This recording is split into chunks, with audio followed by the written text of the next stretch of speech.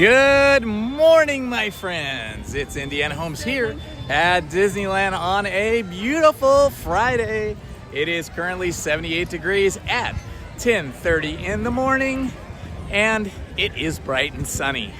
Not too hot yet, but we are expecting a 90-degree day today, so it should get pretty warm as the day progresses.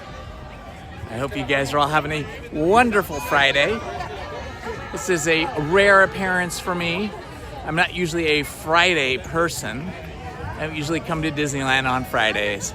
But I did today because it's summer and I want to get every moment possible in this beautiful warm weather here in Southern California, in Anaheim, California at Disneyland. So welcome, my friends. We're going to start off the day with Small World. Ooh, Orion, thank you so much for the snack fund. Orion with a $10 donation. I appreciate that so much. That will definitely get me a couple of these Disney Dasani bottles of water. In this kind of heat, you definitely need to keep hydrated. So you're gonna keep me hydrated, Orion. I appreciate it. Thanks so much, my friend. All right, we're gonna start off the day, as I always do, following the path of least resistance, which in this case means going to a ride that has a very small wait time, standby time. And having just checked the standby wait time board over by the Plaza Inn, it says that it's only a 5-minute wait to get on Small World. So that is where I am headed, up to Small World, where we can get on quickly and get all the Disney feels with the Small World song and listen to those new lyrics they have. The last section of Small World, you hear the new lyrics repeated over and over again. Ooh, what do we have here? Let's walk around this way. Sorry. Look, it's Prince Naveen. That one flies the highest. Yeah. Hi. That was Jasmine and Prince Naveen. Hey John, welcome my friend. It's another beautiful day at Disneyland. It's Friday. Friday, Friday. I am loving Friday. All right. I like to walk up this way because you often find costumed Disney characters here. And we just saw Jasmine and Prince Naveen. So that was a win-win. I was hoping for Mary Poppins and Bert, because you often see them around here too. Oh, I hear the Disneyland band. I don't think they're gonna come all the way up here. They're probably gonna go through Fantasyland. Oh, maybe they are gonna come through here. All right, in that case, I'm gonna go stand over here in the shade and watch them come up, because I love me some Disneyland band. Here they come, guys. Hello, Haunted Minnie, welcome. Here comes the band.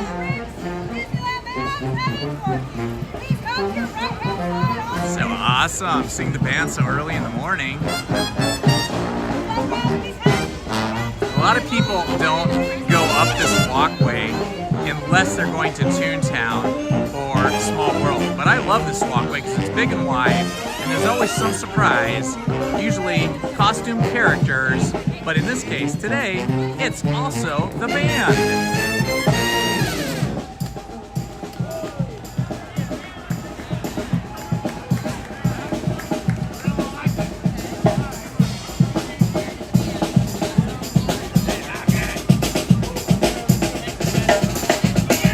Looks like they're not playing. They're heading back to their spot. Oh, or maybe they are going to play. Look, they're coming back around. Hello. That's awesome. Ooh, here comes the drums.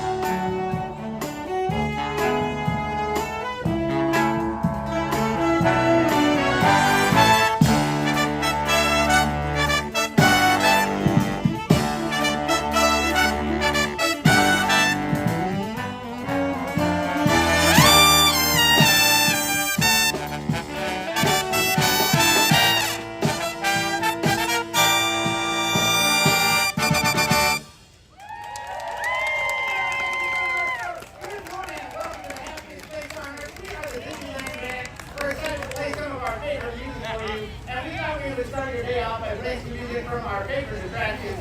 We were in a little bit of, let's see, there was Haunted Mansion, there was Fantastic, there was Pirates of the Caribbean. And you know what, in the last 3 years, Disney has a lot of music actually, a whole lot. So we're going to get the entire catalog. It's going to take like 37 hours. Yeah, right. He says he's going to play the entire catalog of Disney music. Only 37 hours worth.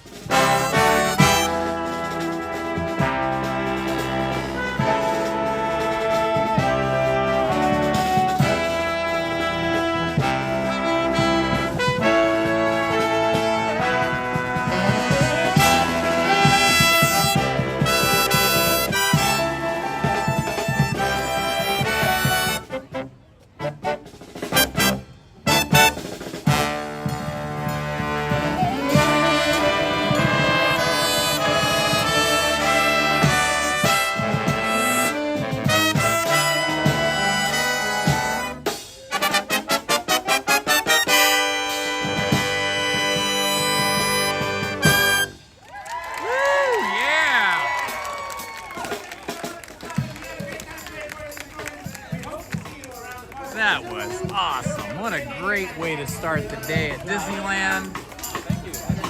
All of the amazing musicians. You're amazing! Oh, no, you! Oh, how great was that?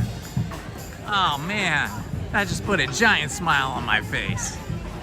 And speaking of giant smiles, I want to give a shout out and a big thank you to Orion, who was on the stream first thing when I went live today, and was very kind and generous by contributing to my snack fund and my hydration fund.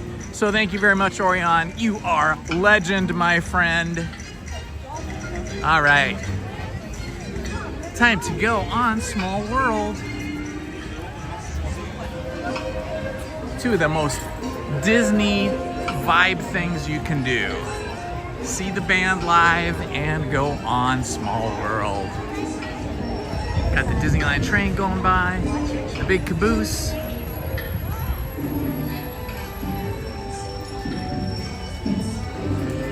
All right, there's a little bit of a line now.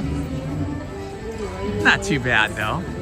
When I checked the standby board, it said 5 minutes down at the Plaza Inn, but a little bit longer now. I said without We stopped for the band, which was completely worth it.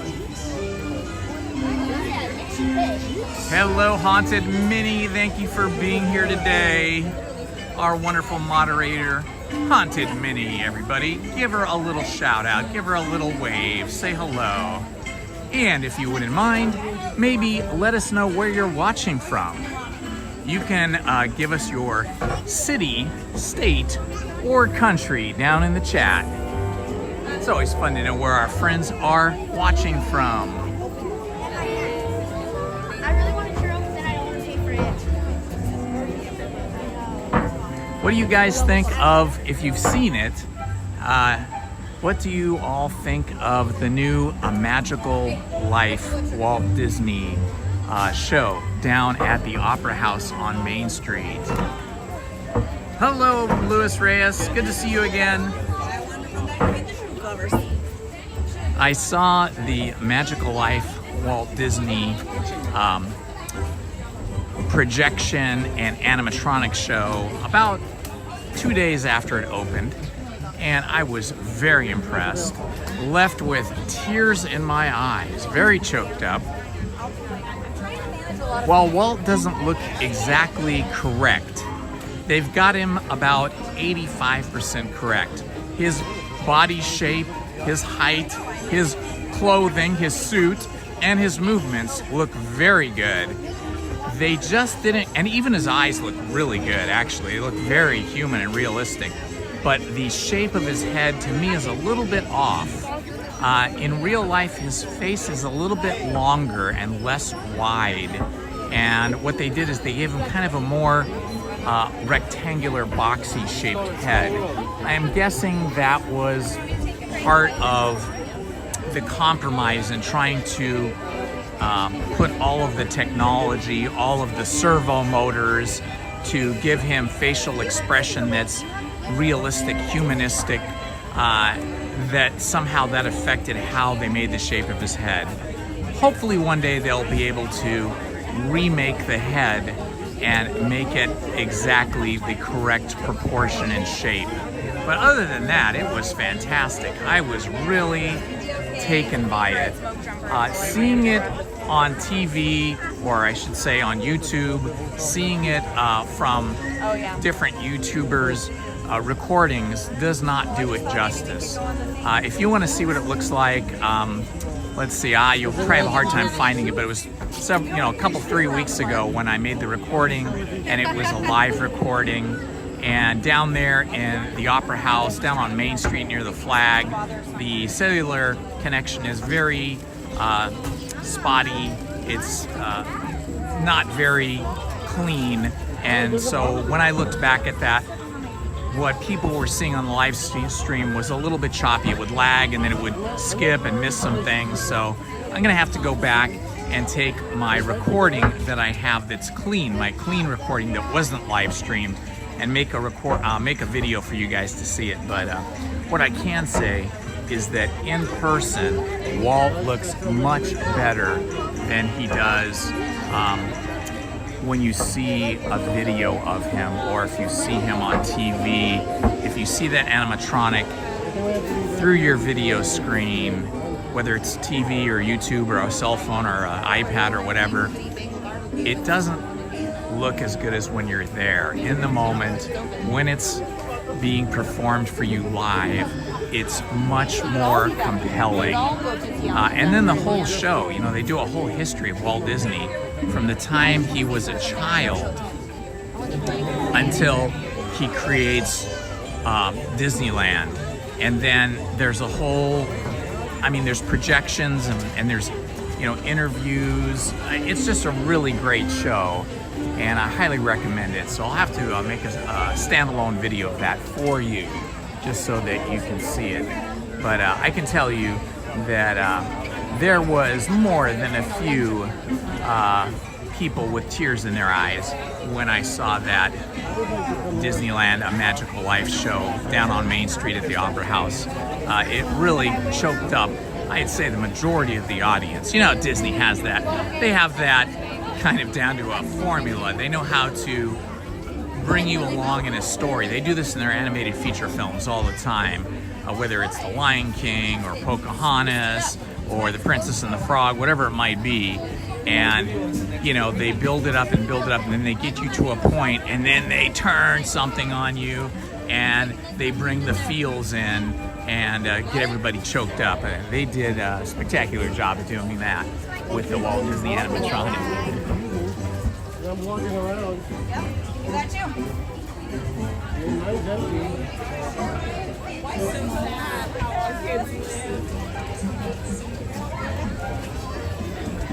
With Walt Disney having passed away before most of us were born, this is the only way you can kind of see him live.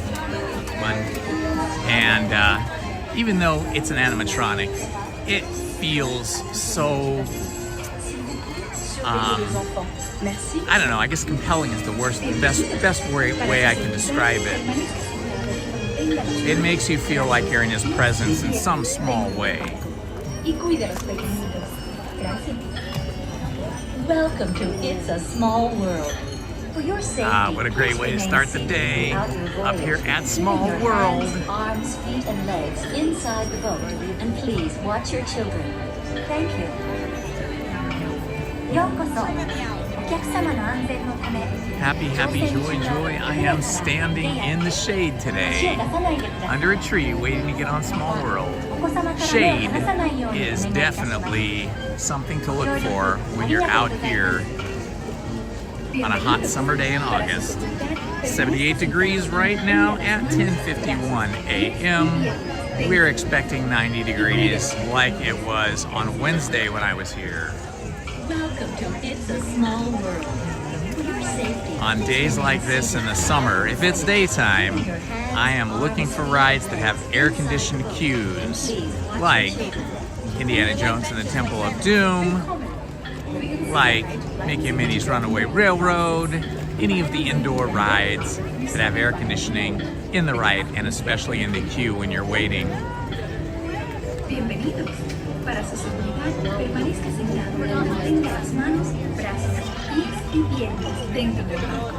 Y cuide los pequeños. Gracias. welcome to It's a Small World. For your safety, please remain seated throughout your voyage, keeping your hands, arms, feet, and legs inside the boat. I wonder if any of the Fantastic Four will be out in Tomorrowland today. Earlier in the week, Sunday, and again Wednesday, and I think last Friday when I was there, in Tomorrowland, they had a little area set up for the Fantastic Four and the little robot from the Fantastic Four. And they would have two Fantastic Four actors in their full Fantastic Four costumes out there taking pictures with people, and the robot was out there with them most of the time. I forget the robot's name. Hands, arms, feet, and legs inside the boat. And please watch your children. Thank you. ようこそ。お客様の安全のため、乗船中は船から Already getting the small world vibes listening to the music out here in the queue. Happy, happy, joy, joy. Bienvenidos. Para su seguridad, permanezca sentado y mantenga las manos, brazos, pies y piernas dentro del banco. Y cuide los pequeños. Gracias. Welcome to It's a Small World. For your safety, please remain seated throughout your voyage, keeping your hands, arms, feet, and legs inside the boat. And please watch your children. Thank you.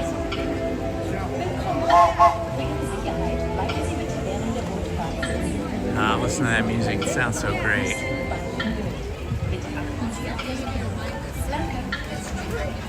Bienvenidos. Para su seguridad, permanezca sentado y mantenga las manos, brazos, pies y piernas. Just heading right up. Ooh, I see the EP Ripley just heading past Small World right now. There goes. Hands, arms, feet, and legs inside the boat. And please watch your children. Thank you. Bienvenue. Pour votre sécurité, restez assis en bord du voyage. À l'intérieur du bateau. S'il vous plaît, surveillez les enfants. Merci. Bienvenidos. Para su seguridad, permanezca sentado y mantenga las manos,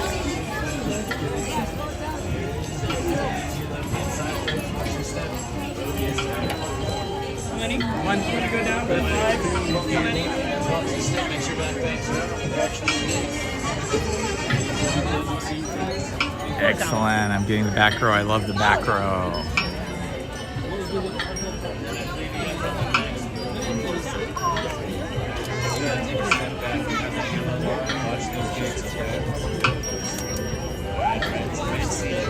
Summer is the best. I love summer at Disneyland and California Adventure. But Halloween is not.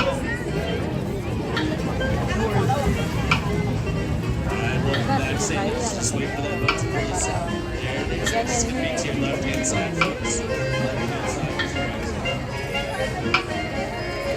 Excellent. Stand for 7. Our next crew, go ahead and step forward past those gates. Don't miss your boat. All right.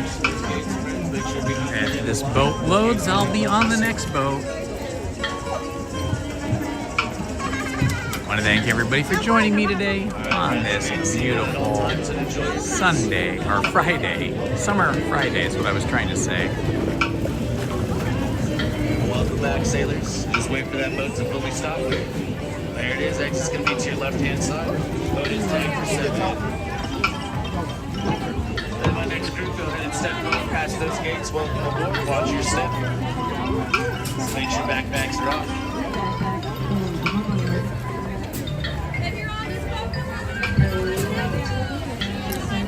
You got rows 2 and 3 empty. Oh, you're supposed to wait till the next one. That's the way it works. Like each party gets their own row. No worries. That's it. We're light on 2. Okay. Alright, watch those gates, everyone. The gates are closing. Watch the gates. Alright, folks, remain seated and enjoy your cruise. Attention. Alright, welcome back, everyone. Just wait for that boat to pull itself. What's wrong? It's going to be to your left-hand side. That was smart. The girl was doing it. You don't know. She could hit people. She goes, Here we go.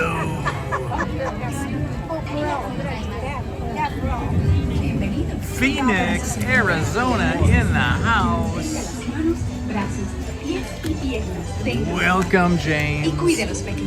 Happy to have you here with us today. Welcome to What is the It's a toasty Small temperature World. in For Phoenix your today? safety, please remain seated throughout your voyage, keeping your hands, arms, feet, and legs inside the boat. And please watch your children. Thank you. Willkommen. Für Ihre Sicherheit bleiben Sie bitte während der Bootfahrt sitzen und behalten Sie die Hände, Arme, Füße und Beine im Boot. Bitte achten Sie auf Ihre Hände. Bienvenidos. Para su seguridad, permanezca sentado y mantenga las manos, brazos, pies y piernas dentro del vehículo y cuide los pequeñitos. It's a small world. You're safe. It's a world of laughter, a world of tears. It's a world of loves and of peace. It's a small world. It's a small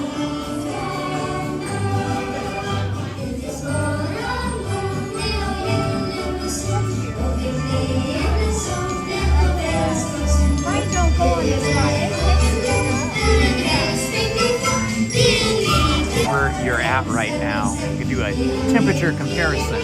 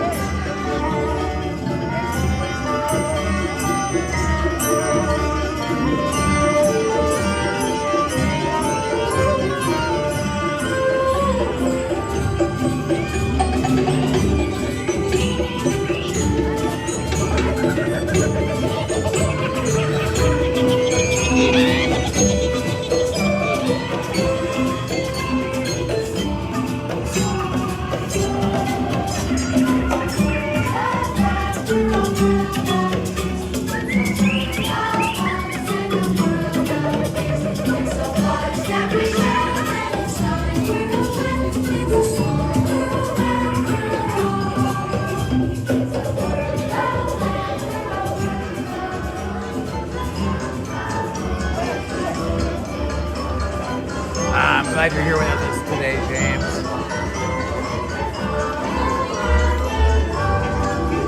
It's always good to have company on my trips to Disneyland, so I love you guys being here.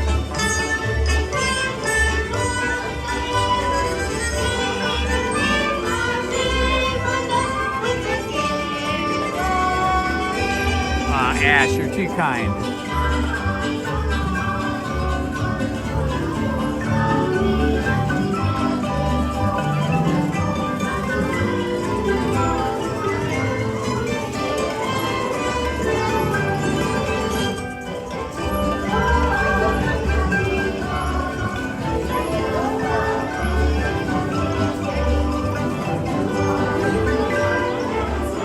It's Aloha time.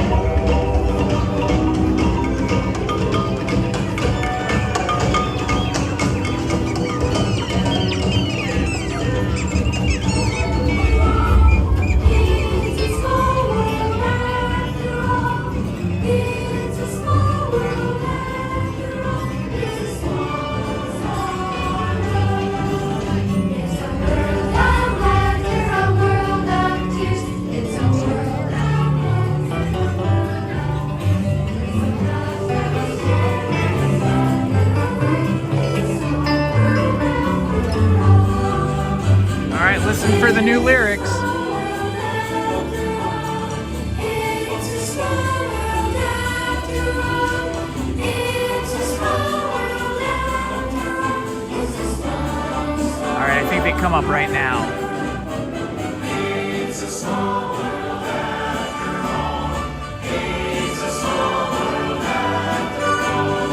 It's a small world after all. It's a small world after all. Mother Earth unites us in heart and mind, and the love we give makes us humankind. Through our path on this land, when we stand hand in hand, it's a small world after all. It's a small world after all. It's a small world after all.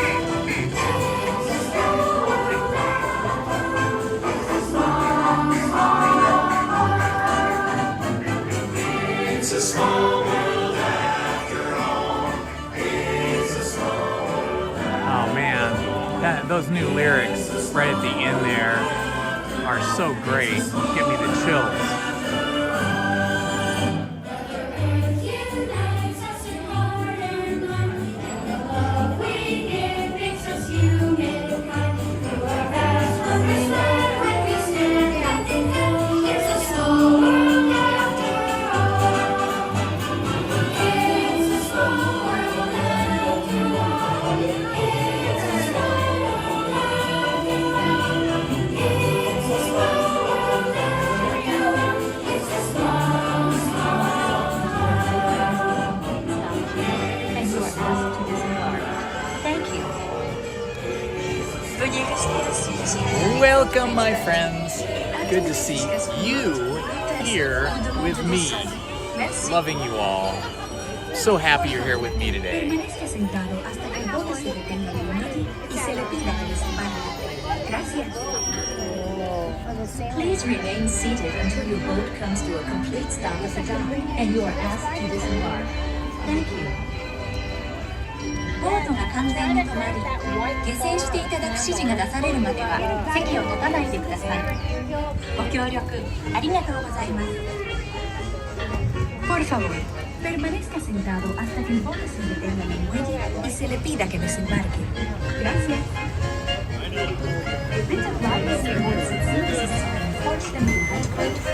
Sorry about this, guys. I got to fix my gimbal here. Please remain seated until the boat comes. Every once in a while it kind of goes backwards, but I think I got it squared away now. There we go.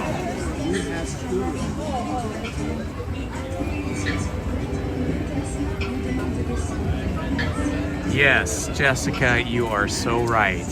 You are so right. We needed these new lyrics by the Sherman Brothers at this time more than at any other time. I'm so happy that they added them. Okay, thank you, In ma'am. fact, you know what I think I might do? I might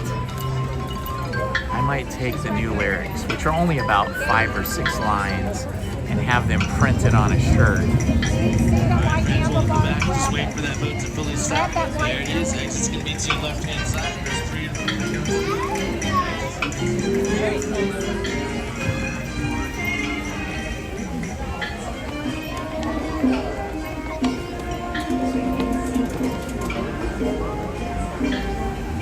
All right, that was so special. I loved it. What a great way to start the day. First, we got the Disneyland band on our way up here, and then Small World. We got to see Princess Jasmine and Prince Naveen. Then Small World, and now we're so close to Toontown. How can we not go to Toontown? Let's cross our fingers for a short line for Mickey and Minnie's Runaway Railroad, but we'll see when we get up there. You know me, I'm for the path of least resistance.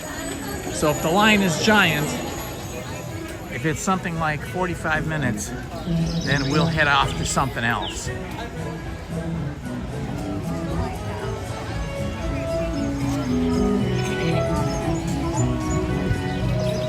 It is a super busy day here today. Oh my gosh, that can't be the line, can it? No. See this line already over here? Oh my gosh, is this the line? Or are they waiting for something else? Standby line says 30 minutes. Okay. I think they're just waiting for, oh, they're waiting to get a picture with Donald. Donald's over there. 30 minutes. Hi, how are you? That means it's probably more like 20 minutes. It does not look like 30 minutes. And it's icy cold, air conditioned in here. Just fantastic. I love this queue because it is so nice and cool.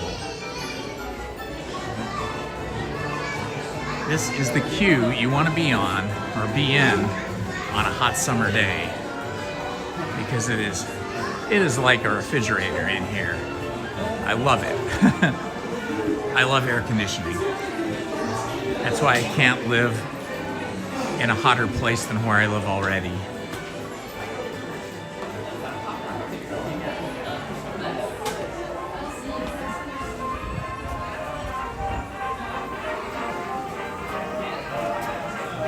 Troxer, what? 5 years of not going? Wait a minute, let's see, what does he say?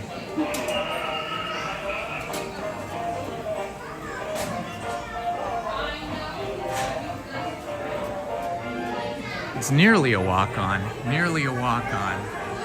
I mean, look at this. It said 30 minutes, but we're just cruising through here.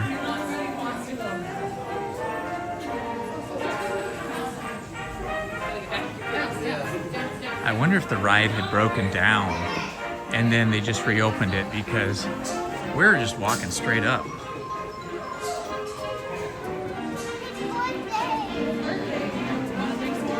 Oh man, it's so nice and cool in here. I'm spoiled now. I'm spoiled for the rest of the day. This is going to be the coolest experience of my day, being in this air-conditioned standby queue. Okay, we finally caught up to the line, but again, this does not look like a 30-minute line. This looks like 20 minutes, maybe less. Let me hold it down so you can finish this.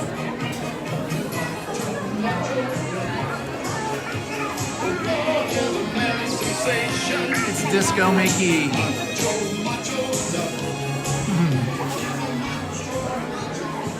Ah, the disco days. Those were some fun times. They didn't last too long, 2 or 3 years maybe, but they were a lot of fun. And we got the Prince and the Pauper costumes here for Mickey, where he was a pauper and then a prince.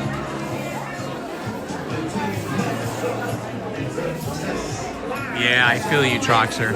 It is very expensive. If I had to pay to come to Disneyland each time I came, I could not afford to do it. The Magic Keys are definitely the way to go.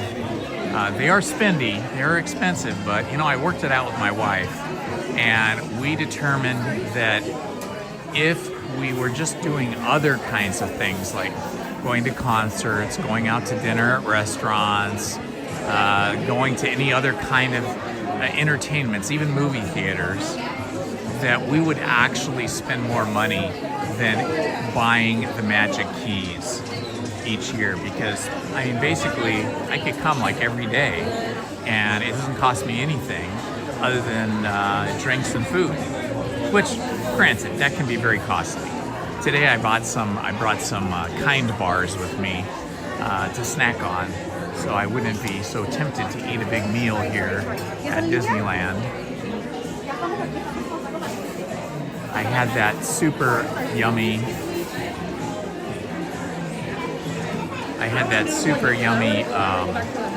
what is it called, Monte Cristo sandwich the other day over at and on Wednesday over at Cafe New Orleans or Cafe Orleans, which was amazing. But I didn't realize it was going to be so huge. I managed to finish most of it, but I couldn't finish all of it. I couldn't finish all the fries. And it was very, very spendy. Next time I go there, I'll make sure I'm with Lizzie and we'll just split it. And then it'll be a more reasonable price. But yeah, that's the one thing. Eating at Disneyland and California Adventure can be really expensive. But in terms of having the Magic Key, if you can buy the Magic Key and you can either pay it all at once or make payments, it comes out, at least for Lizzie and I, it comes out cheaper than if we were doing other entertainment. And I'm getting a lot more entertainment when I'm here at Disneyland. And I'm able to come as often as I want to, which is awesome. I think it really pays off if you have like a work from home situation like Lizzie does, where basically she can come whenever she wants if she just schedules her work so that she gets it all done. Or if you're like me and you no longer work because you're retired, then you can come as often as you want. I usually come Wednesdays and Sundays, but sometimes I'll throw in a Friday or a Monday as well, especially when they change the park decorations over for a season. Like, I just absolutely love Halloween and Christmas here at Disneyland and California Adventure, so I'll come more then. Now that it's really getting hot here in SoCal, Lizzie and I'll probably come a few times in the evening at night as well. Tuesdays are good too. I'll tell you the best days to come if you want to have the smallest attendance, so the shortest lines for standby queues are Tuesday, Wednesday, Thursday. Those are the best days, and most of the time Sunday mornings until 12 noon. But when all of the Magic Keys are activated, meaning, there's 4 levels of Magic Keys, and the 2 lower keys have a lot of blackout days. And when those days are blocked out, of course, there's smaller attendance, because those, especially the 2 lower keys, but all the Magic Keys are mostly for locals, right? You're not going to have a Magic Key if you live up in San Francisco, because it's going to take too much time to get down here. It's going to be too expensive to travel down here. Although I do know people that are in Arizona and Utah that have Magic Keys, and a few others that live up in Central and Northern California, but they're far and few between. But yeah, so if you're like me, and you have a lot of time to do what you want to do, this is the way to go, the Magic Keys, because I'm retired and I don't work anymore, I get the top level Magic Key. I think it's called the Inspire Key. I can't remember the name of it. And so I can come pretty much every day if I'm careful about the way that I schedule my reservations. You have to get a reservation.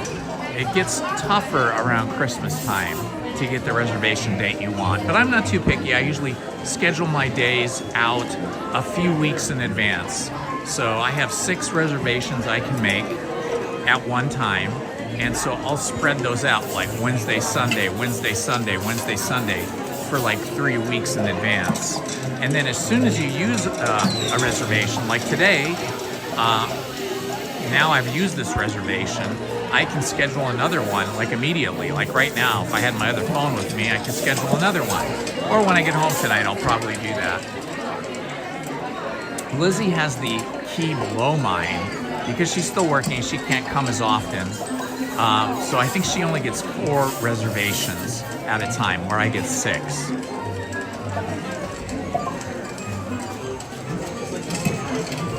Now the Magic Keys are for unlimited visits, but each key has some blockout dates. So for example, I have the top key, the most expensive key. So the only time I'm blocked out is the 2 weeks just before Christmas. So it's like, I think, around December 18th to January 1st. So I can go right up until that date, like December 17th, and then I can start coming again January 2nd. So that's the only time I'm blocked out. All the rest of the time I can come on any day as long as I can make a reservation. Now, this time of year, where most of the keys are now activated again, you get a much higher attendance from Magic Key holders that live here in Southern California. And you also have the vacation crowd that are in here from other cities and states and countries. So it can be a situation like on Monday, I wasn't here, but I heard on Monday the park was completely sold out.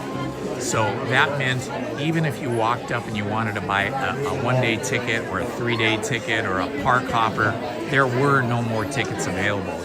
You missed out if you didn't buy them before they sold out, because there is a capacity to each of the parks. I'm not sure what the capacity is here at Disneyland, but I'm guessing it's somewhere around 50 to 55,000, and then California Adventure would probably be similar.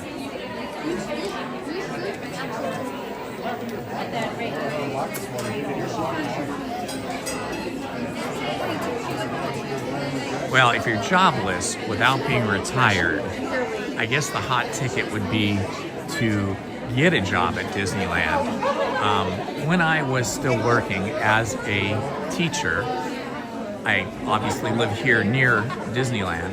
I had a lot of students, and I was teaching college. I had a lot of college students who either worked at Disneyland or Knott's Berry Farm. And so they were getting paid, and they also got to come to the park anytime they wanted, and they could bring friends or family on their days off.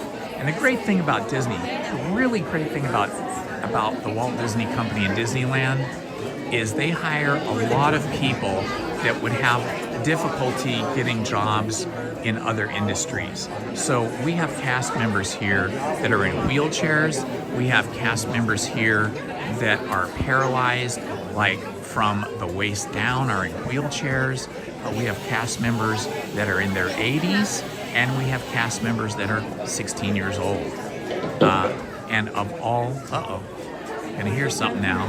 It sounded like the PA was about to go on because the music stopped. Attention moviegoers, we apologize for the inconvenience, but due to technical difficulties, we have stopped screenings at Perfect Picnic. At this time, we welcome you to continue to wait. However, if you wish to exit, please reverse your direction in line. We anticipate our downtime to be a minimum of 45 minutes to an hour. If you have any questions, please. The ride broke down, and they're telling us it's going to be 45 minutes to an hour to reset. Well, at least we got some cold air, right? We got air conditioned. We did the same thing on another one. They said, oh, it broke down too. I'm like, Which ride was that? Roger Rabbit. Oh man, Roger Rabbit, I love that one. Well, okay. Okay, well, that's unfortunate. Hey, let's look at the cool things here at the snack bar. So they're saying it's going to be 45 minutes to an hour till it restarts, and that's probably relatively accurate, maybe 30 minutes, but I know how this goes. Any of these computer-controlled rides, once something goes wrong, they have to reset the ride, which means they have to bring all the cars in, and then they have to restart them with no guests in the cars, and then they usually have to run them through maybe 3, 4, even 5 times. This happens on Tiana's Bayou Adventure. This happens here at Mickey and Minnie's Runaway Railroad. It happens not as frequently, but a little bit at Haunted Mansion, at different rides. So no worries, I got air conditioned and I'm here with you guys, so it's all good. But anyway, as I was saying, yeah, I had all kinds of different students, different heights, different weights, different physical abilities or disabilities, and there you go. And Disney does not discriminate. They hire anybody that wants to work, regardless of your physical or even mental disability. I know they have cast members here with Down syndrome. I see them all the time. They're very sweet and kind. Some old folks that are 20 years older or more than me, maybe 25 years older, who are driving vehicles in the park or are taking tickets, not tickets, but you know, they're letting you in with the scan of your phone. So there is that option. I know I'm here so much that Lizzie says, you should just get a job at Disneyland. Why don't you just work there? Then we won't have to pay for the magic key. But I don't want to do that. It's too fun to just come and be a guest.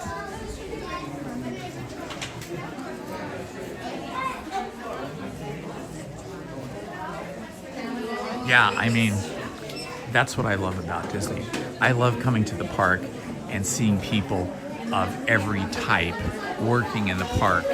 And seeing that they're able to make money doing something and doing it here at Disneyland and enjoying the park and being part of the whole park experience, because that's what life's about, right? In life, any one of us could have a physical or mental disability at any time, right? You could break a leg, you could get run over in a crosswalk and be paralyzed, you could have a stroke. Anything could happen.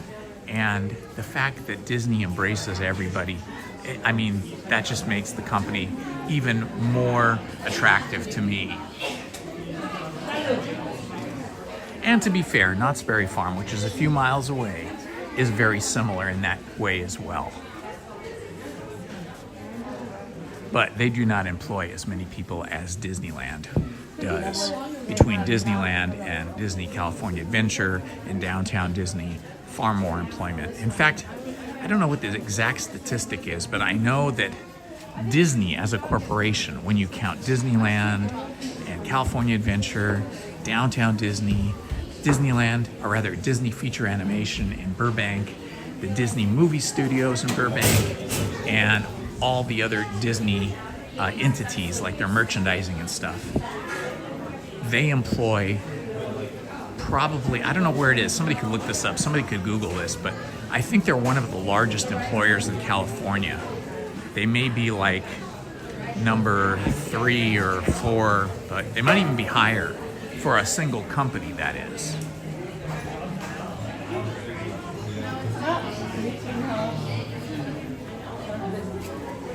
I know Apple employs a lot of people as well, but a lot of the people they employ are in other states as well as California. Second ride so far at Brookdale. Alrighty, well, it was promising, but you know what?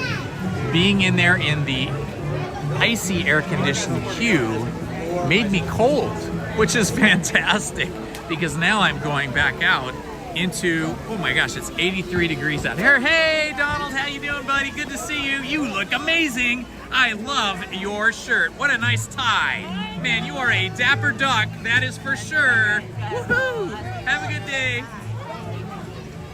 It's so fun to walk out of the ride and walk right into Donald. Man, that was awesome. Welcome, everyone. This is Indiana Holmes. Whoop. Gimbal just went a little wacky. Let's try that again. There we are. Welcome, everyone. Indiana Holmes here for you at Disneyland. We just tried to ride on Mickey and Minnie's Runaway Railroad, but unfortunately the ride broke down before we got to the front. But that's okay, because it was icy cold, air conditioned in there, and it's a hot day here. So anytime I can get some air conditioning and be in the park and get the Disney vibes, I'm a happy camper. I hope you guys are having an awesome Friday too. You can say down in the chat, type in the chat, and let us know where you're watching from. You can say your city, your state, or your country, and tell us what the temperature is over there, because it's warm here today. It's 83, but it's gonna be hitting 90 very soon. I'd say within an hour or so. So far, we got to see the Disneyland band. If you missed that, you can wind back this live stream and watch the Disneyland band performing. And we also went on Small World, which was amazing, because we got to hear those new lyrics that are so heartwarming. Well, let's see here. Let's go try and get over on Indiana Jones and the Temple of the Forbidden Eye, because I love going on that ride. Obviously, I mean, Indiana Holmes here, so Indiana Jones, my brother from another mother and another world entirely.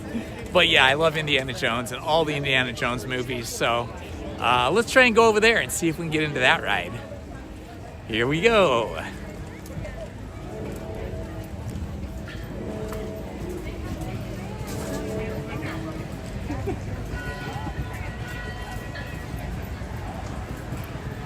Okay, once again my gimbal has gone wacky. Give me a moment here to fix it. I have to turn it off to reorientate it, so everything's gonna look a little strange for a second here. Okay. Okay, I think I got it squared away.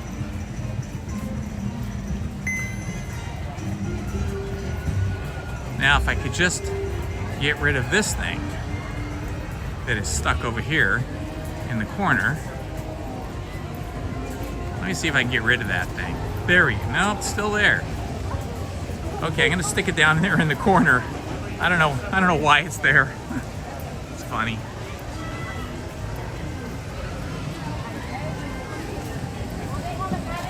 I know, right?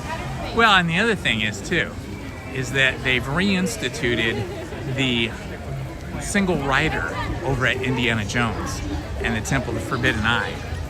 So having single rider lets you get on and bypass like a 1 hour queue, and instead of waiting 1 hour, you wait for like 10 minutes. Well, look how crowded it is here, guys. This is a busy day. You can see we got the construction walls up over here, over at Storybook Land. So this is Monstro right here. They're probably repainting him. But yeah, all of Storybook Land, the Storybook boats and the train are both shut down right now for maintenance or painting or whatever they're doing. The Casey Jr. train, that's what I meant to say. Okay, I think we'll cut through the castle. Looks like it's gonna be quicker because it is really busy over there. The way direction I was walking. Uh-oh, what happened? Is Mr. Toad operating or not? Is Mr. Toad open? Yeah. Oh, cool. There was no line for Mr. Toad. We're gonna go on Mr. Toad. Awesome. Wow. Well, see, this is a win. There's Mr. Toad himself.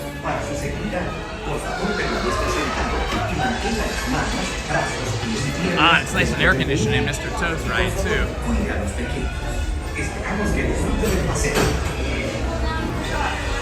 How lucky was that?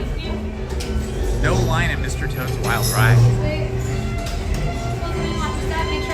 Mr. Toad is from the book The Wind in the Willows, which we read live and recorded it on my other channel, Story Time with Indiana Holmes. I believe that Modi is hatching a motor car now. So if you want to hear that story, check out my other channel, Story Time with Indiana Holmes.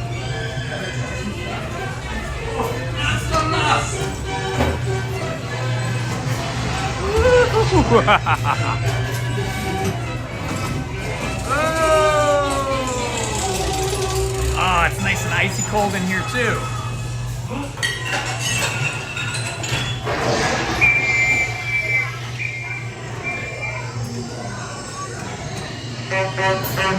Stop! Mr. Toad is a troublemaker because he steals cars and then he drives them and crashes them.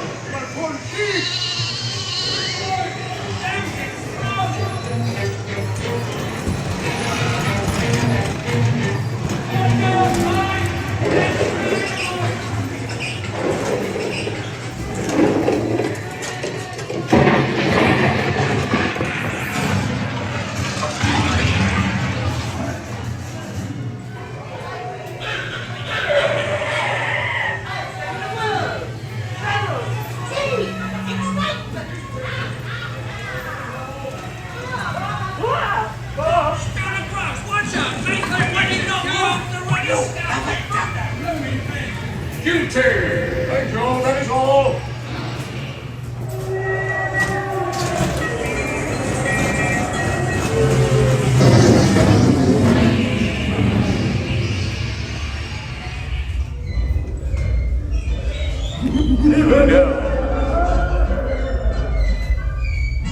We're going into the hot zone.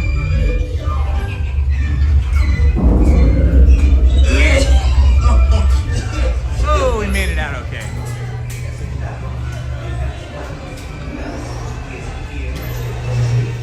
You did.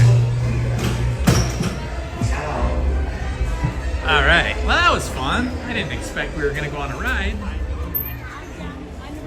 Nice. Usually there's a big line for Mr. Toad. It must have opened up late. Yeah, so as I was saying, Mr. Toad is one of the primary characters from the classic children's book, The Wind and the Willows, which I read during my Storytime live readings. Now, I can't remember if I did that on my Storytime channel or if I began that on this channel and then switched over to the other channel. I do have a playlist on this channel called Storytime with Indiana Holmes, or just Storytime. And that's where I started reading these stories. But then I decided I would just make a separate channel for my Storytime, which I do Monday through Friday from 7 to 8 p.m. We are right now reading another book by the author of the Winnie the Pooh books. During Storytime, we read both of the Winnie the Pooh books. We read The Mini Adventures of Winnie the Pooh, and then we also read The House on Pooh Corner.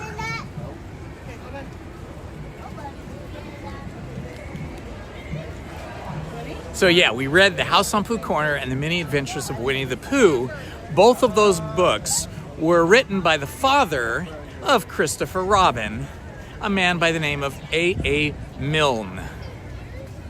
And in addition to writing the Winnie the Pooh stories, he also wrote poems and plays and novels. So we're reading one of his novels right now called The Red House Mystery.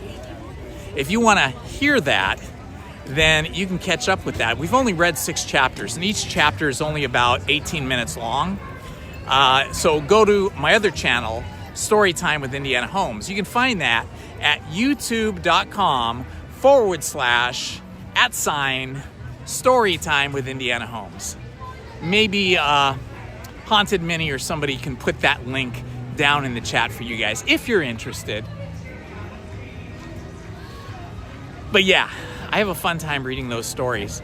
I kind of started doing that because now that I am retired, I finally have time to read books. I never had time before because being a college professor, I was super, super busy, like 24/7. It wasn't like when you're a teacher, you don't go home and have time off.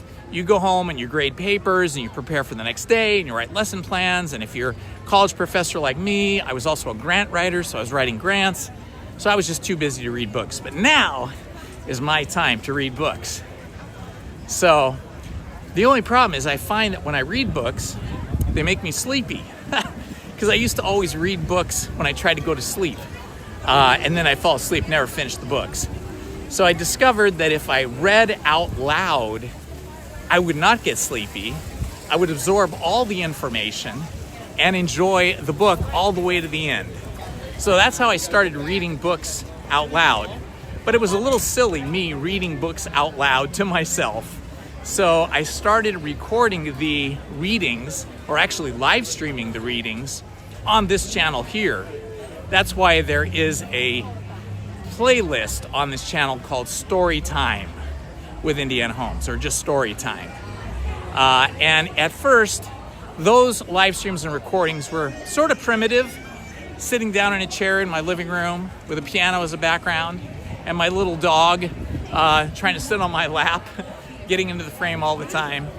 And the audio wasn't spectacular, but I tuned it better and better and better until finally my eldest daughter moved out and her room was free. So I turned her room into like a little YouTube recording studio. And now I've got the audio down perfect, everything. I can change the backgrounds. It's just awesome now. So that's the story. Oh, here we go. Let's see if we can get a single rider. Oh, wow.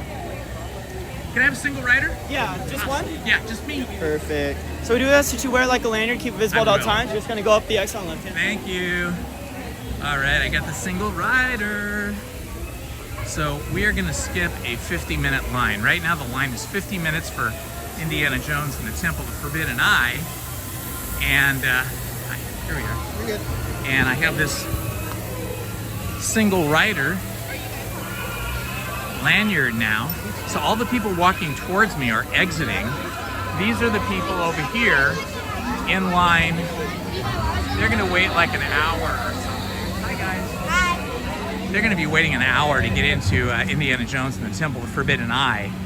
And I'm gonna wait maybe 15 minutes when I finally catch up to the place where they merge the lightning lane with the standby queue and the single rider queue. No, you need to switch it. So single rider, you go up this pathway, which is the exit. This is what people in wheelchairs and in mobility scooters do as well. They go up the same way I'm going up. So you're going in the out. And the people on my right over here are ones that are either lightning lane or standby queue. But you can see ahead of me, I got nobody. Yes, indeed, we've got the golden ticket, or in this case, the hot pink ticket. And the queue is nicely air conditioned. I mean, what a great deal this is, right? This is one of the most exciting, most fun, most highly anticipated rides for anybody coming to Disneyland. And we just get to basically walk straight up to the mixing point where the 3 different queues mix, which means that I'll only be in line for maybe 15 minutes at the most. If I can do it. Hello, how are you? Sounds good, thank you. Okay, I'm gonna try and fix my gimbal again because once again it has turned around the wrong way.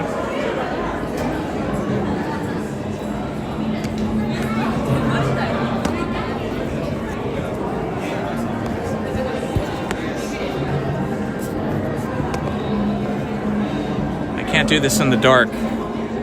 It's so hard to do this in the dark, guys. I can't see what I'm doing. All right, here goes. Thank you. All right, I'm back and my gimbal is in the correct orientation. So this is the mixing point here where single rider queue mixes with the other queues. Welcome, welcome, welcome, my friends. Hello, Octavio. Hello, Octavio. Hello, Chris and Tara. Ah, thank you, Chris and Tara. That is so kind of you. It is so kind of you. You guys are the kindest. I have the best subscribers and the best viewers and even the best ninja watchers on any of the Disney streaming channels.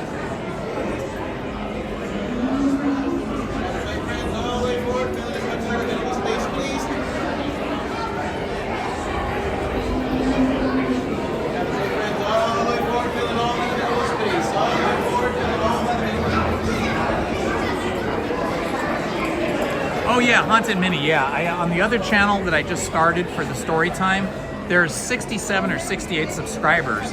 So I'm able to live stream on that channel now. But what I've been doing instead of live streaming is I have been premiering because I can get a higher quality of video and audio if I record myself reading the books first and then I set them for a premiere. So during the premiere, the live stream goes, or the video of me reading the books goes live, and I'm able to then be in the chat with you guys and not reading because my recorded self is reading the books.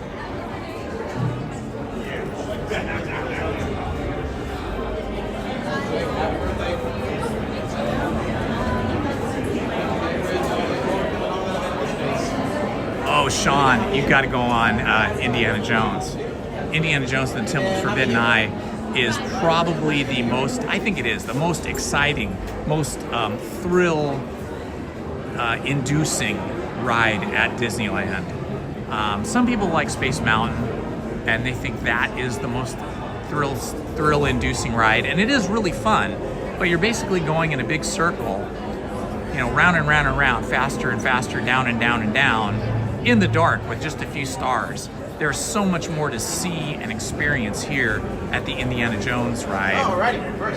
Plus, it has all of the elements of the movie franchise.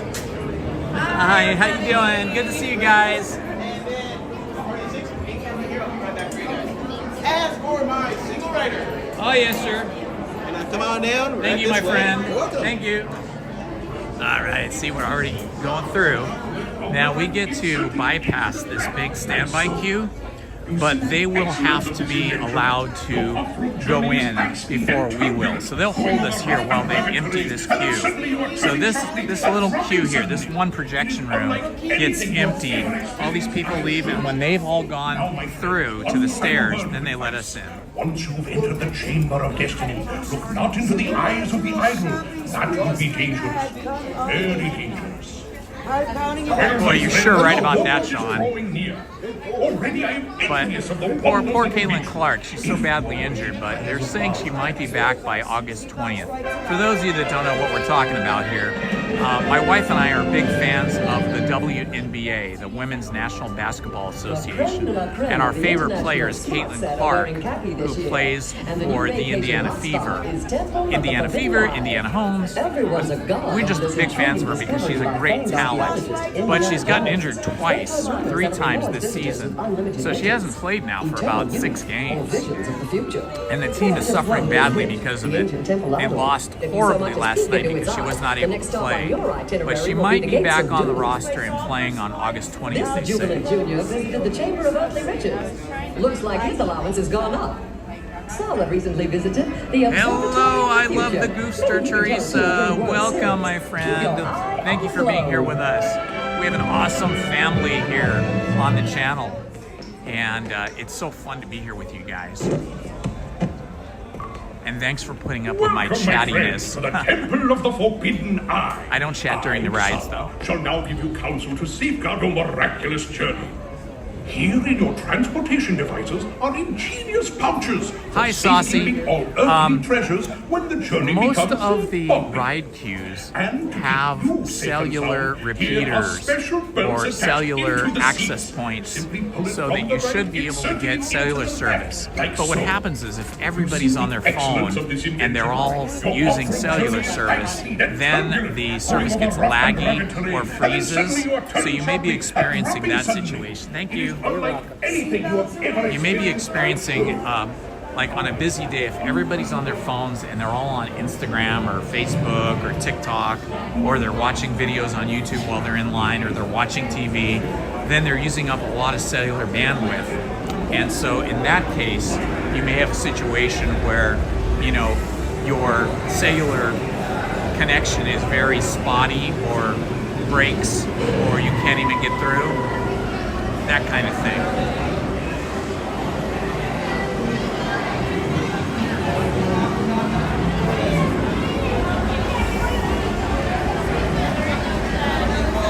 Single rider, stay on the left side. Left side, here we go. Up we go.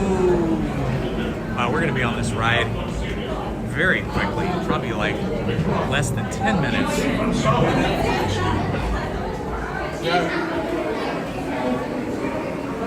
All right, we just go down the stairs and then we load into a Jeep.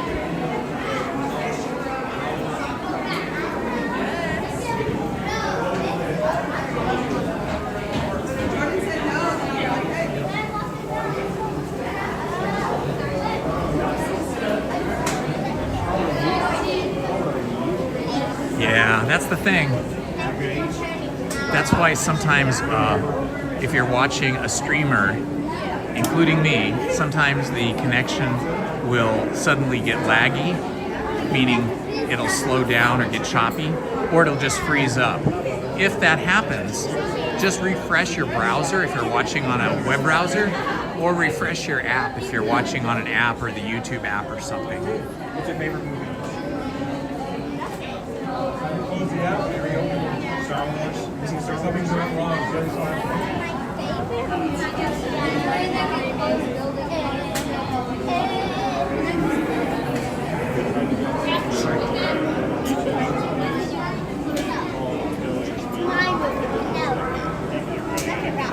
Ooh, I just watched the leader play right now.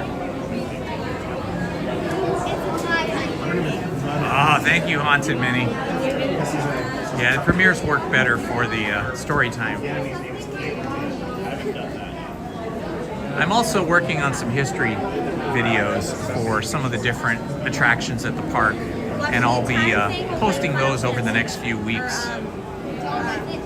So those obviously won't be live streams. They'll be, researched and edited video content. I like these statues down here. The archaeologists have been busy at work.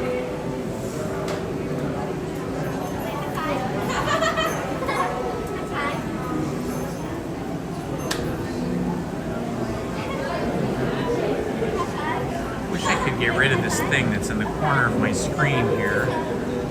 But I can't figure out how to get rid of it.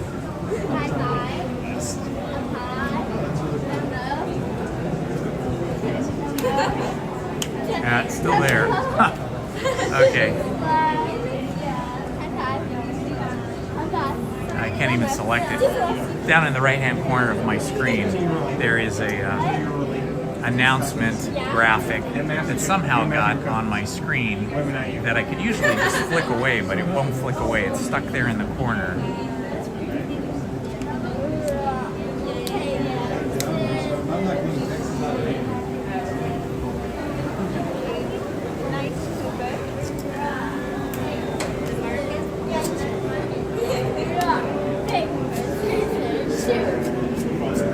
So tonight we're going to be reading chapters, I think 7, 8, and 9 in the A.A. Milne book, The Red House Mystery, which is a murder mystery book.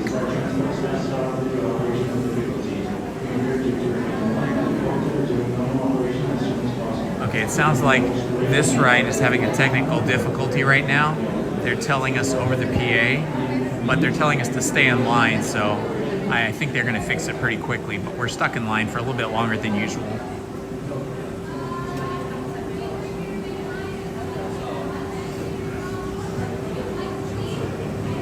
Ah, you decoded the message.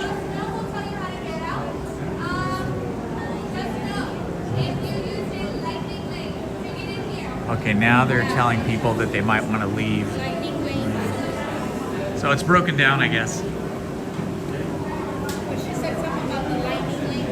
She said if you're in Lightning Lane, if you're a Lightning Lane person, then you're supposed to see a cast member before you exit, and they'll give you a new Lightning Lane time. Yeah. So you gotta get your phone out for that, and then they do it.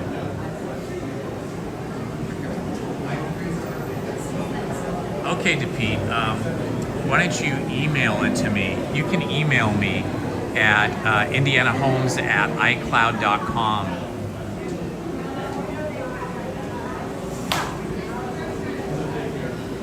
Okay, so the ride is broken down temporarily, but I'm guessing it'll be up again in a few minutes. Nobody's leaving the line. We're all staying here.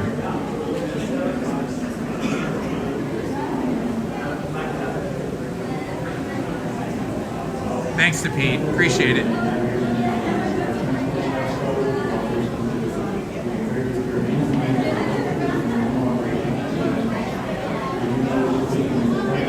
Okay, this would be a good time for me to eat one of my kind bars that I brought. Let's see, which one shall I eat?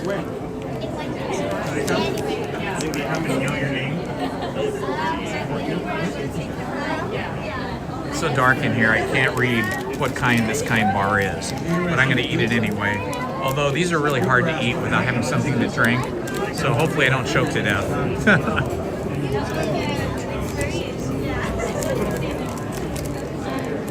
These kind bars are pretty dry, but I'm going to go for it. There's a lot of people around me to give me the Heimlich in case I do choke.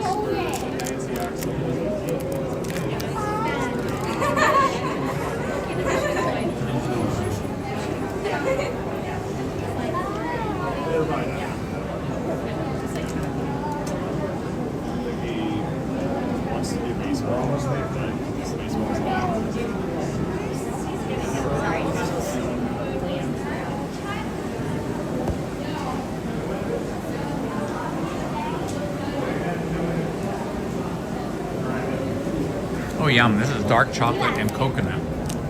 Some kind of nuts in it.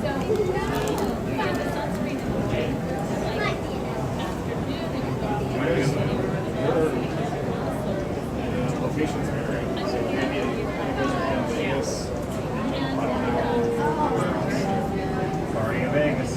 Girl, like a serious competition team. That's so awesome. Are you the best? This would be a good time for you guys while I'm stuck in line here to scroll back on the timeline and watch anything that you missed.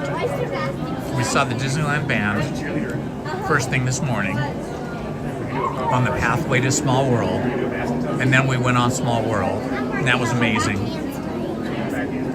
We met Princess Jasmine and Prince Naveen. We saw Donald Duck and a few other things. So maybe scroll back and see what you missed.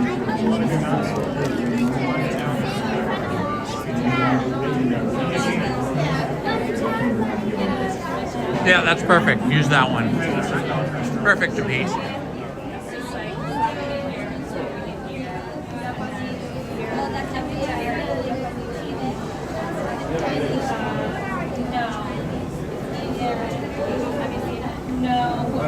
Joseph, I am excellent. I'm having a really fun day with you guys here today. Unfortunately, we were in line for Mickey and Minnie's Runaway Railroad, and it broke down, so we had to leave. And currently I'm in line for Indiana Jones and the Temple of the Forbidden Eye, and it's broken down, but they say that it's going to be back up shortly, so nobody's leaving the line, especially because I'm just about 15 feet away from boarding the Jeep.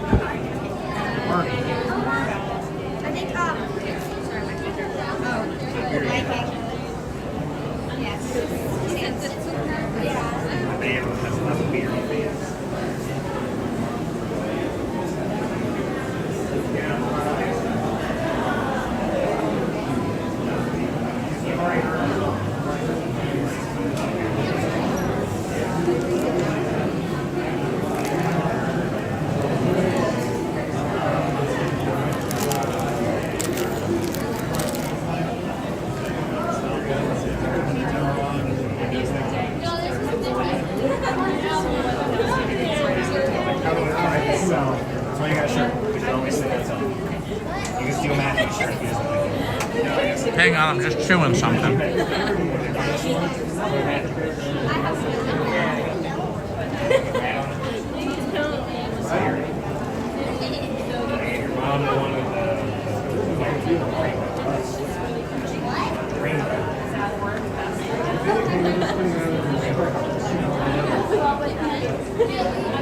Well, that's interesting. I'll have to ask some cast members about that to Pete. Okay.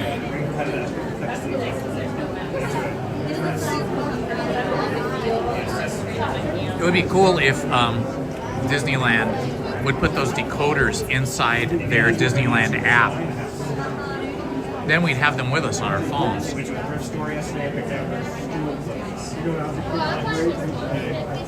Okay, so answering Joseph Hernandez. Yes, absolutely. I love camping.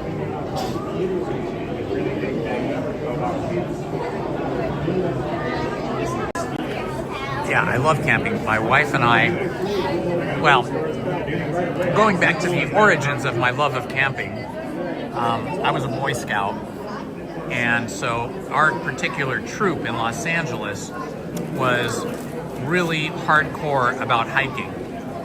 Like every weekend, or nearly every weekend, about 2 weekends out of every 4 weekends, so like 2 weekends a month, we'd go on long hikes where we would pack like 50-pound backpacks, and we'd have our sleeping bags and our tents, all our food, everything with us, and we would usually hike 10 to 15 miles into a campsite, stay the weekend, and then camp and hike our way back out like Sunday afternoon. So that kind of gave me a love for camping and hiking. So when Lizzie and I were dating, we were doing a lot of hiking and camping. She also loves hiking. And so later on, we got a travel trailer when we had kids. and we would take the kids camping, but we would take the travel trailer and then park it, and then we'd go hiking. So we weren't camping in tents anymore. I think one time we were in Yosemite, I can't remember now. And we got there and it was pouring rain, and we had to set up our tent in the pouring rain. This is when Lizzie and I were young. And we had to cook in the rain, and it was just miserable. It rained like the whole day and the next morning. And after that, Lizzie said, I am done with tent camping. No more tent camping for me. So that's when we got our first little tiny travel trailer. And it's been travel trailers ever since.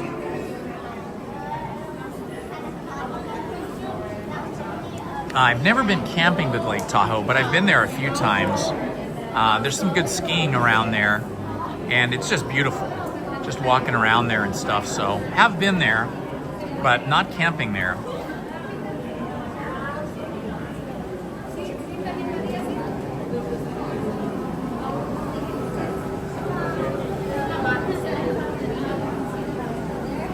But we've been camping with the travel trailer all over the place. We've been all up California, through Oregon, through Washington, Utah, Idaho,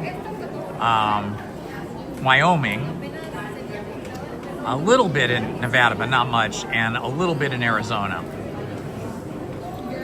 Less in Nevada and Arizona because there's less places to camp there that are kind of pretty, and the temperature is so hot there in the summer that we don't usually go there. But it, you know, both of those states have some fun places to go to.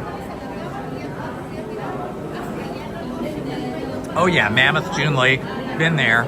Definitely camped by June Lake. I used to ski a lot when I was young, like a teenager and into my college years. We used to go to Mammoth and ski all the time during the winter.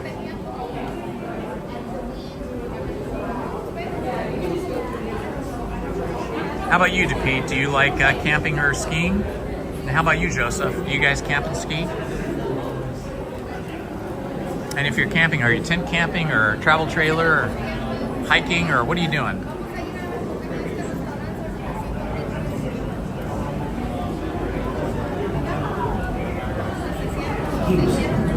Les soldados que permanezcan sentados con el cinturón de seguridad bien ajustado y que mantengan las manos, brazos, pies y piernas dentro del vehículo. Vigilen a sus miembros y pase lo que pase, no miren al ídolo.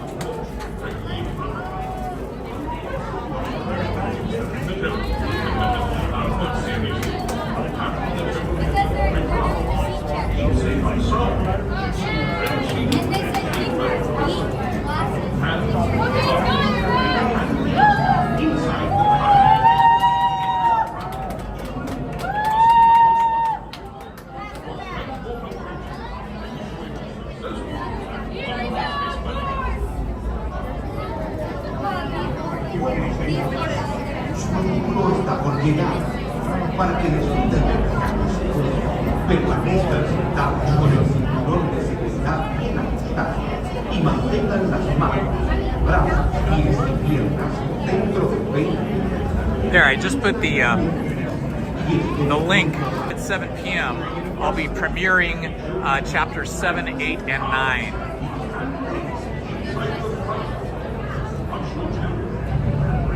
And eventually I'm going to move over all of the recordings of my other books that I did story time on that are currently stored on this channel. I'm going to move them over to the other channel, but I want to engineer the audio a little bit better before I do that.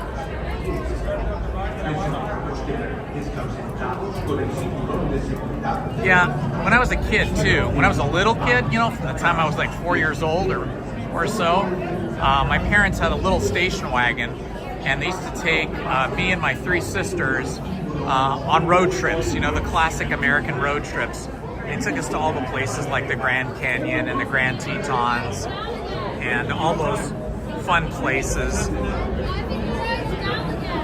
Las Vegas, New Orleans, Austin, Texas, New Mexico, Utah, So we went on a lot of road trips as a kid. So I had a lot of, not camping, but motel trips where we would drive to see national parks and national monuments and then stay in motels as a child. So that kind of gave me my love for sort of travel adventure.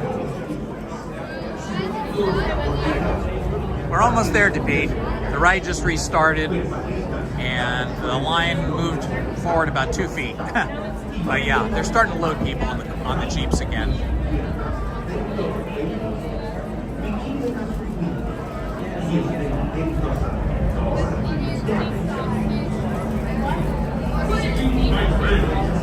Oh, that's a tough one, Joseph. I love all of the movies. I guess the very first two are probably my favorites. When Harrison Ford was younger, and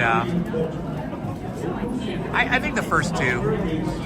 But I love all of them. I know the last one, people gave a lot of bad reviews about the last one, but I still loved it. And I love that Harrison Ford is now playing an older Indiana Jones, and he's not the big star of the movie anymore. I mean, obviously it's hard for him to be an action star when he's like in his 70s now.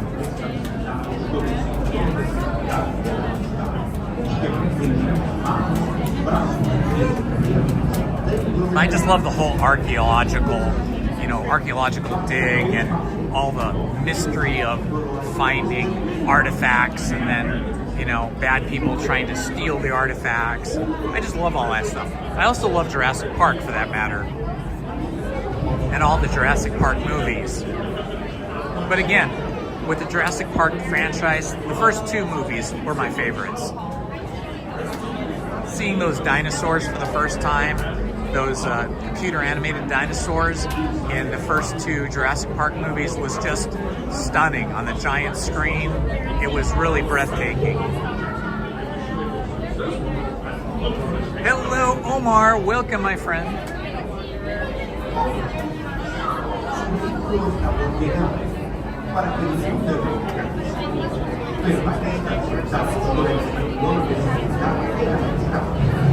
Well, thanks for hanging out with us, guys. We're just now seeing the line moving forward, so we should be loading on a Jeep in just a few minutes, because we're just almost up to the Jeeps. I just have about 6 steps to go down, and then turn the corner and go down another 6 steps, and we'll be at the loading platform.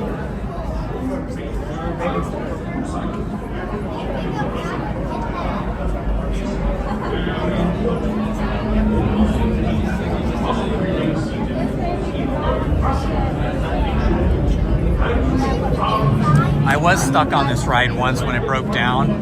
I was stuck right where Indiana Jones is hanging from a rope and the big boulder is rolling towards you, and I got stuck there for like about 25 minutes. They were already bringing ladders out to get us down off the Jeeps. They were just small little footstool ladders about 3 feet high, but those Jeeps are up pretty high, so we would have needed those ladders, and they were setting the ladders in place when they finally got it restarted.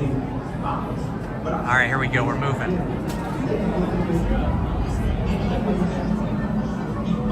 Hello, Tiffany Johnson, welcome. We are in line for Indiana Jones and the Temple of the Forbidden Eye. The ride broke down, but it has just restarted, so we should be loading momentarily.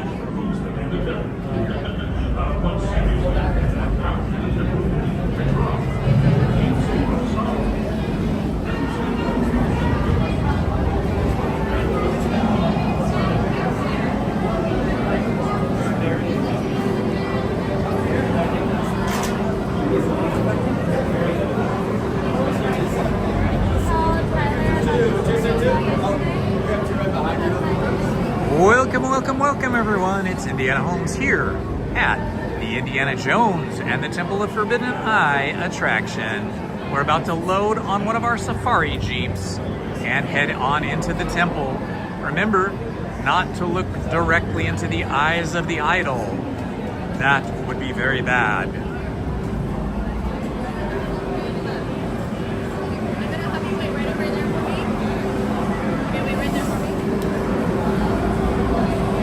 right, I am now in the single rider queue over here on the left.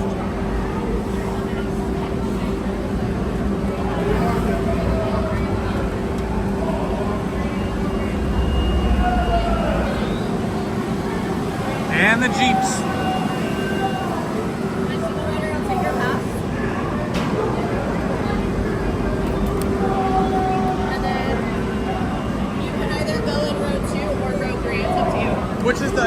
Which is the back row or the front row? The back row is going to be row 3. Okay, and the front row? That's going to be row 1. But you would have to wait a little bit longer for row 1. Where do you want me? Either row 2 or 3. Oh, I'll be in 3. Is this 3? Yeah, take row 3. Okay, awesome. Row 3, here I am.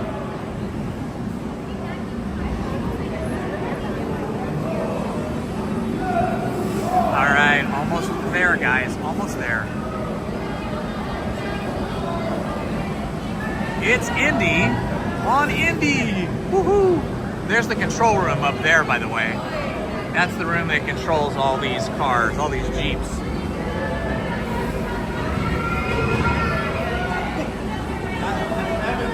Okay, guys. So this is the usual drill for me.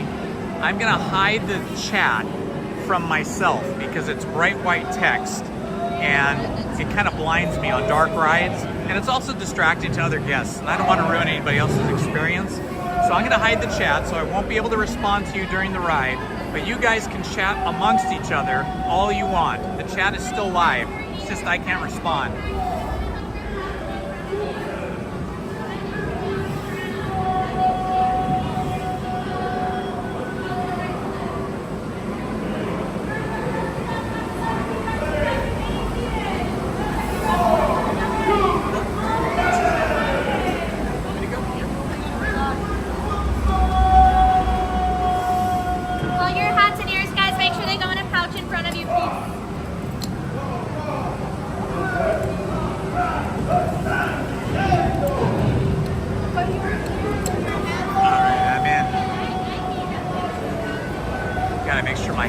Fastened down. Have a neck strap for that, or chin strap. Woo! We're gonna make it, guys. Here we go. You have only to take your seat straps. Buckle up tightly now.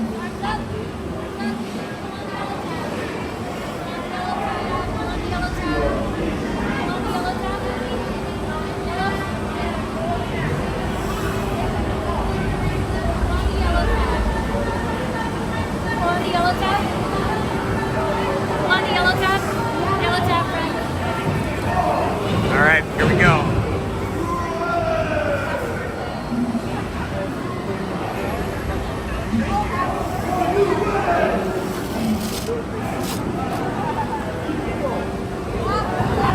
Hello?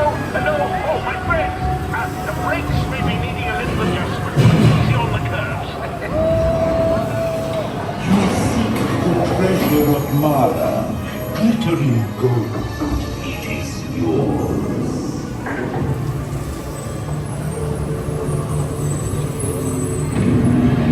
You look into my eyes.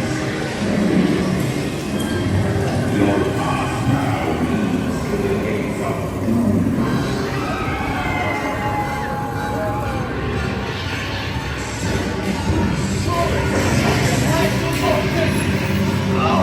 We've got a problem here.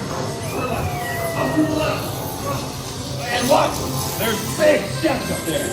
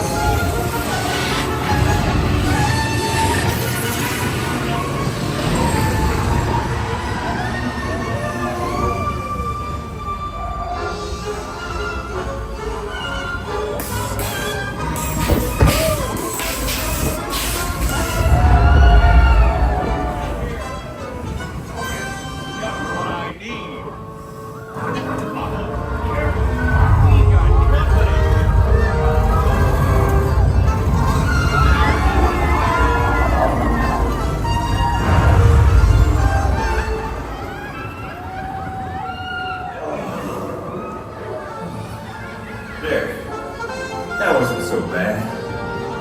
Was it? We made it! Yay! Friends, I celebrate your arrival. If you drank too much from the fountain of youth, we will be happy to assist you with strollers. But please, stay seated and that was worth the slightly longer wait than I normally would have had on Single Rider. But Single Rider still saved us about an hour waiting in line.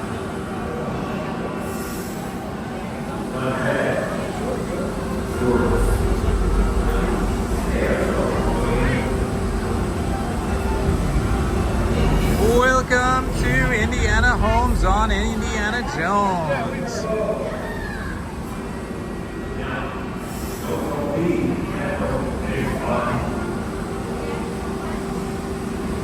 Thank you, James. I survived yet another tour through the Temple of the Forbidden Eye. I've gotten used to this ride now. The way I ride in these Jeeps is that I hold on to the gimbal, which is holding my cell phone that you guys are watching through, with both hands, and I don't hold on to the Jeep at all, and then I plant my feet down in the base, and I basically am standing up without my butt hitting the seat, and I'm pressing my abdomen against the seat belt. So I'm basically riding this like a horse, where I'm riding this without sitting down. I mean, I'm sitting down right now because we're not moving much, but when we're really herky-jerky moving around wildly, I'm actually standing off the seat, but being held down by the seat belt. It's pretty fun.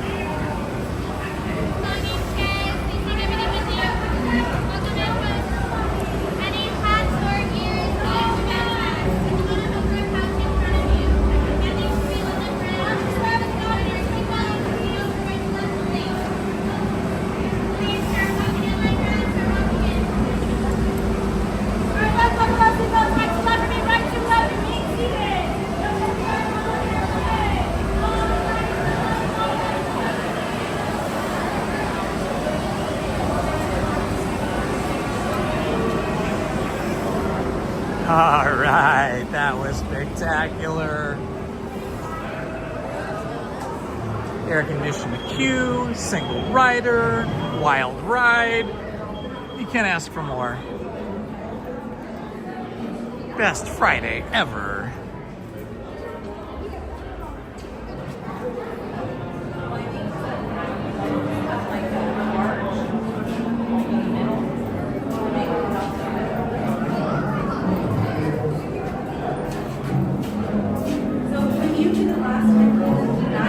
Hello, Thea. Good to see you, my friend. Welcome. If you missed any of our live stream today, you can wind back or rewind the play button down at the bottom of your screen or your browser and see some of the things that we've already done.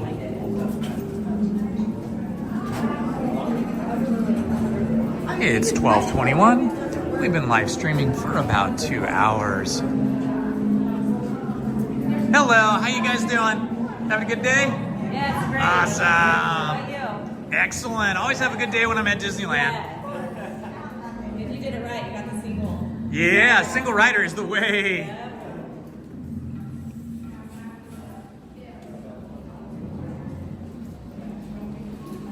Are you taking video for like yourself or? It's a YouTube channel. Oh, really? What's your YouTube channel? It's Indiana Holmes. Indiana Holmes. Okay, I'll search you up there. All right. Indiana. You're on camera now, so you can watch this back later and say hi to yourself. Yes.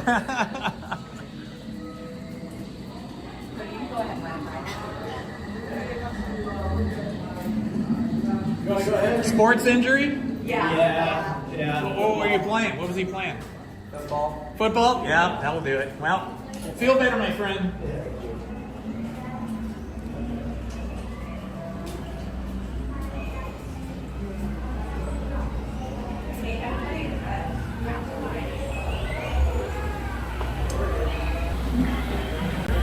Jungle Cruise. Look at this giant line. Woo, boy. It's now 84 degrees here in the park. Could be warmer because I was in that air-conditioned queue for a long time. So once I get out here in the heat and the sun a little bit, it might be a little bit warmer. The Haunted Mansion is closing down for 2 weeks beginning on Sunday. Saturday is the last day the Haunted Mansion will be open, and then it's closing down. Sunday will already be closed, and it's closing down for the changeover or the retheming from the regular Haunted Mansion to the Nightmare Before Christmas Haunted Mansion decoration. So I made a point of going on the Haunted Mansion on Wednesday so that I would make sure I got my Haunted Mansion vibes in with the original Haunted Mansion theming before Haunted Mansion went into the Night Before Christmas theming. Okay, look at this. It says 30 minutes for Pirates of the Caribbean, but there is no way it's 30 minutes. It's going to be more like probably 10 or 15 minutes because the line is just right here.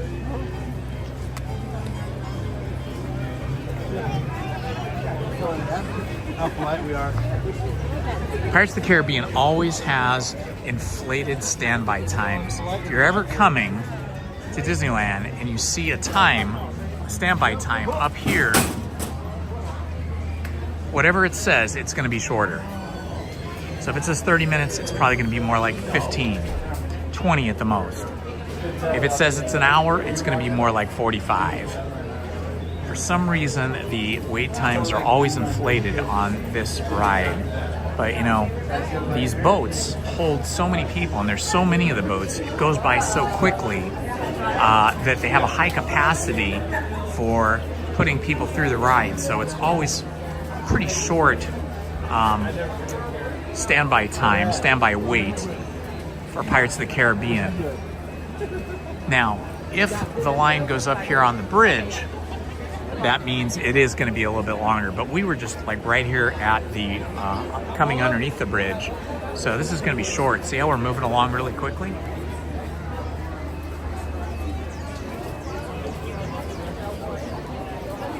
Good afternoon, Brandon. Good to see you, my friend.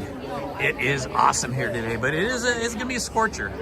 My watch is currently saying it is 84, but it feels warmer. I'd say 12 noon, 84. This is cooler than it was on Wednesday. Wednesday it was 90 degrees at noon.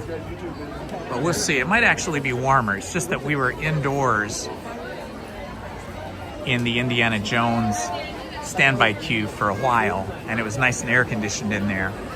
So we'll see how the temperature changes as we're out here in the heat now.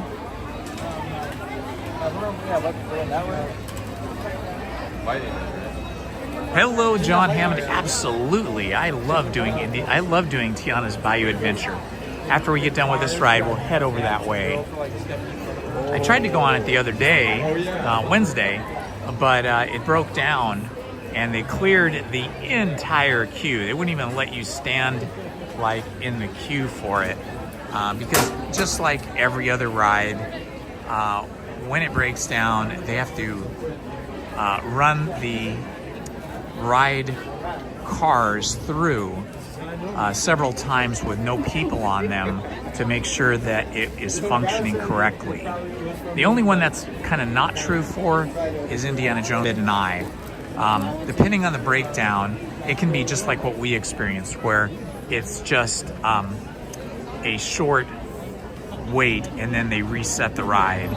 And a lot of times on Indiana Jones and the Temple of Forbidden Eye, it's that somebody drops something during the ride, like their phone or something important, and it gets in the way of the vehicles, or they just want to clear up all that stuff and get it off the pathway, so they'll stop the ride for that sometimes.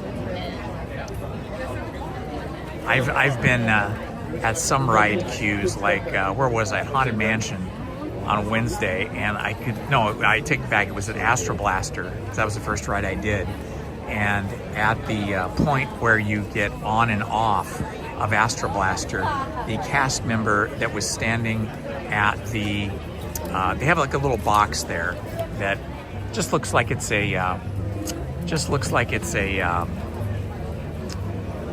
what would you call it? Like a cabinet, something like a cabinet where a cast member would stand and give you directions. They actually keep the lost items in there, and she had a stack of like 5 cell phones that somebody had lost.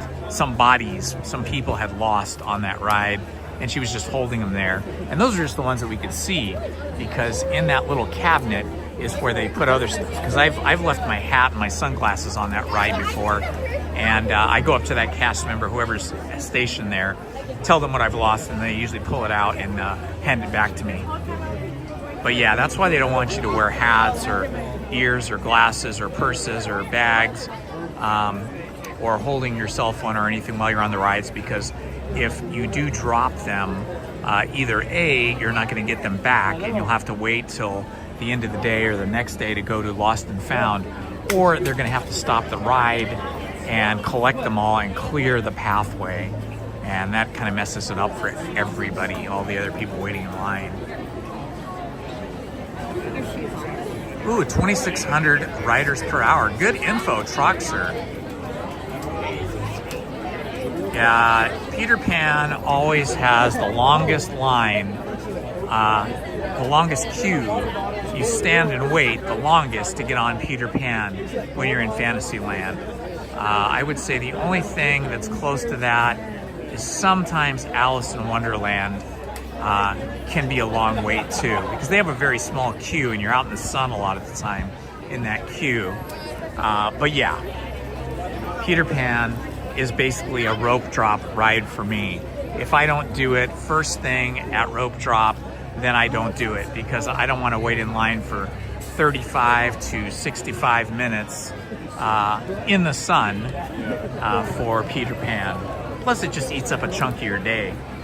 For a ride, it's very short. It is a very fun ride though. I mean, it's very beautiful and inventive. It feels like you're flying over the city of London. It's very magical.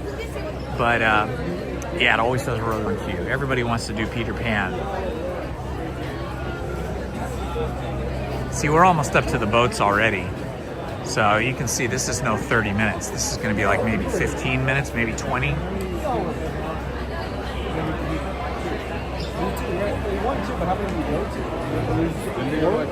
Yeah, I have rope dropped Peter Pan before and gone straight there, and even then, you know, because I'm not going to run. You're not supposed to run in Disneyland, but little kids will, and some people will. And those people will get to the Peter Pan ride first. And even rope dropping Peter Pan, I usually have to wait 15 minutes because people got there ahead of me. Nice, cool air conditioning coming out of the Pirates of the Caribbean interior queue. I am just chasing the air conditioning today, as I will every day in the summer when it's hot. Really didn't get hot this summer until August. August hit and it started to get warm, and it really didn't even get that warm until this week. It started to get hot on Wednesday. That was the first really hot day.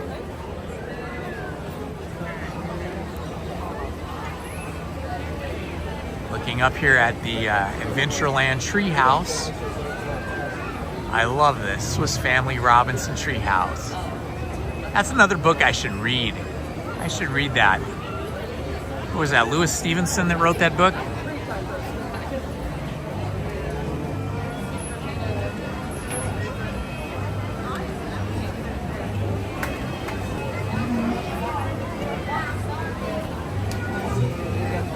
I'm No Pro Broadcasting. Welcome, I'm No Pro Broadcasting.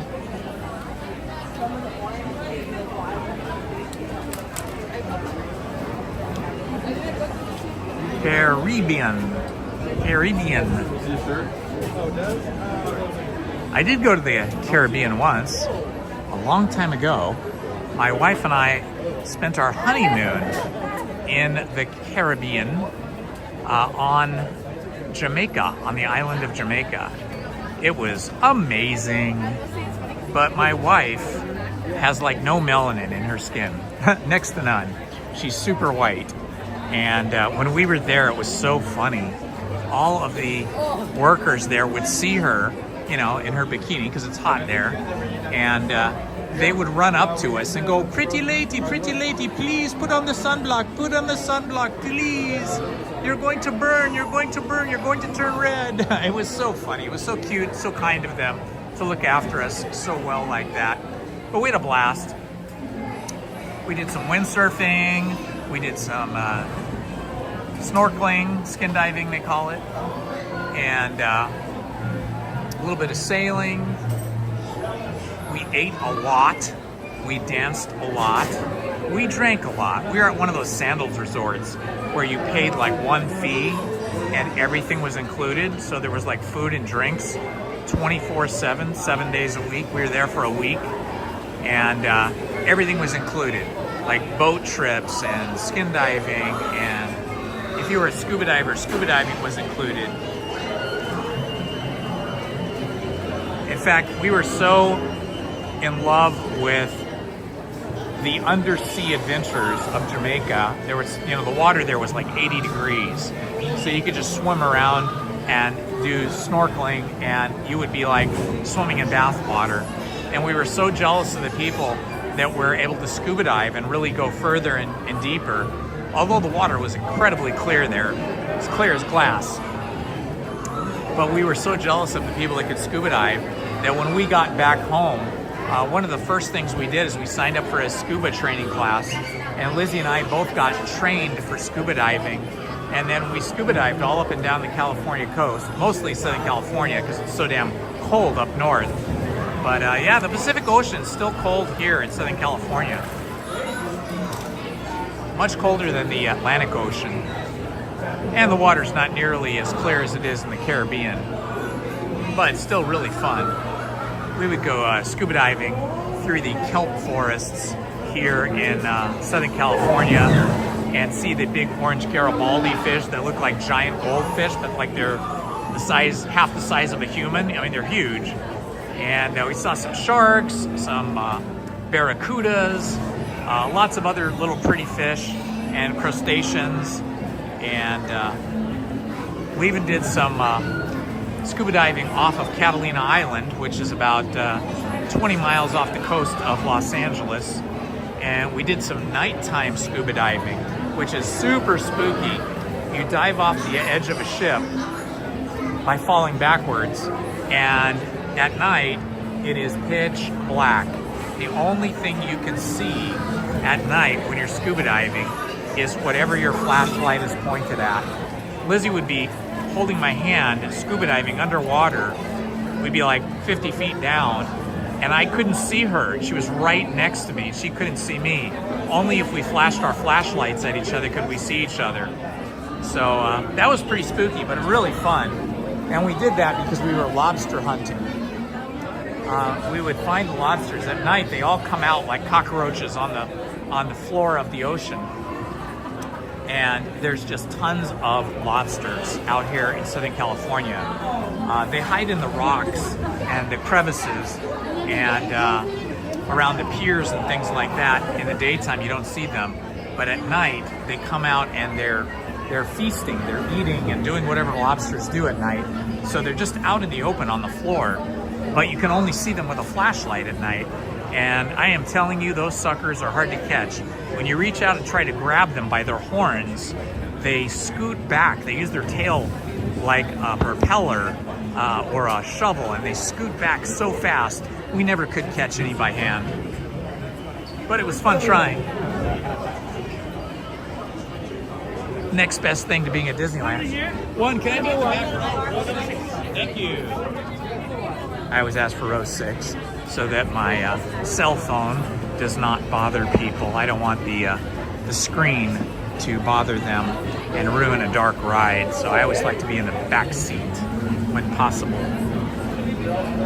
Hello, Disney Danny. Welcome, my friend. We are just about to load onto Lafayette's Landing.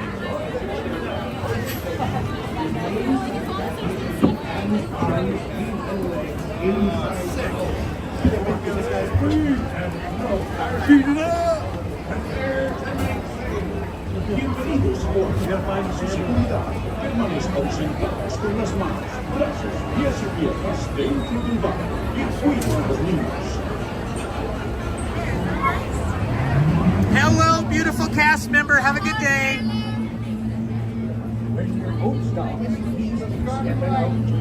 Okay, you guys can chat all you want during the ride, but I will not be responding because I'm going to hide the chat from myself. Inside the boat, and watch your children. And remember, no flash pictures. Now off with you. We're looking over at the Blue Bayou restaurant, which is inside the Pirates of the Caribbean ride. Very, very expensive restaurant. Hard to get reservations. I think Lizzie and I will come here sometime soon. We haven't been to Blue Bayou restaurant in a long time because it's pretty expensive.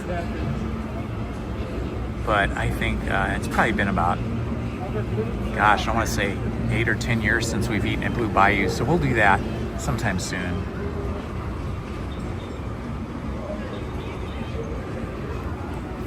And over on this side we have the bayou.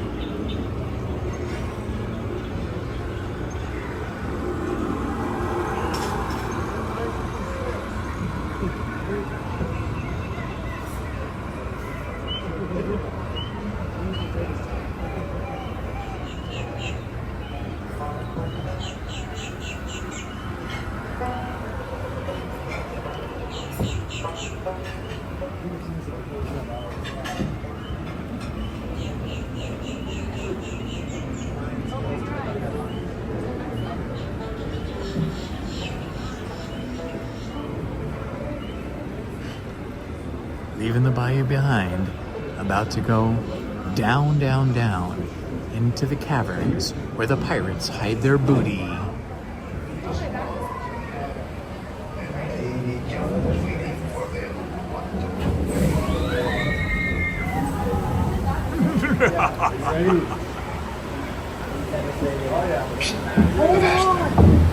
It'd be too late to alter course, matey. And there be plundering pirates lurking in every cove, waiting to board. Sit closer together and keep your muddy hands inward.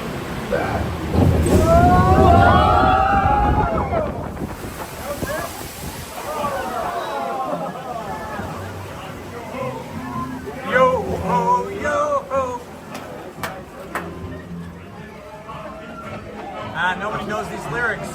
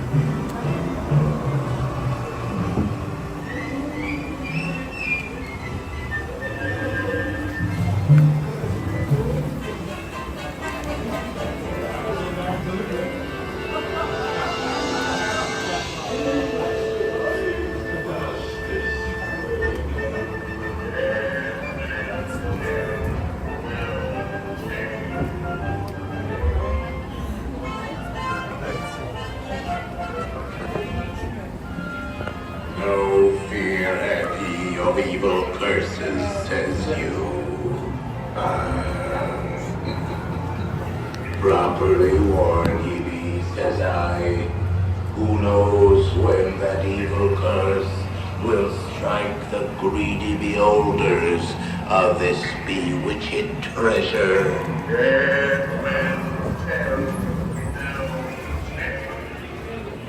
Perhaps he knows too much. He's seen the cursed treasure. You know where it be hidden. Now proceed at your own risk. These be the last friendly reports of God. And when that's arrived, us the secret again.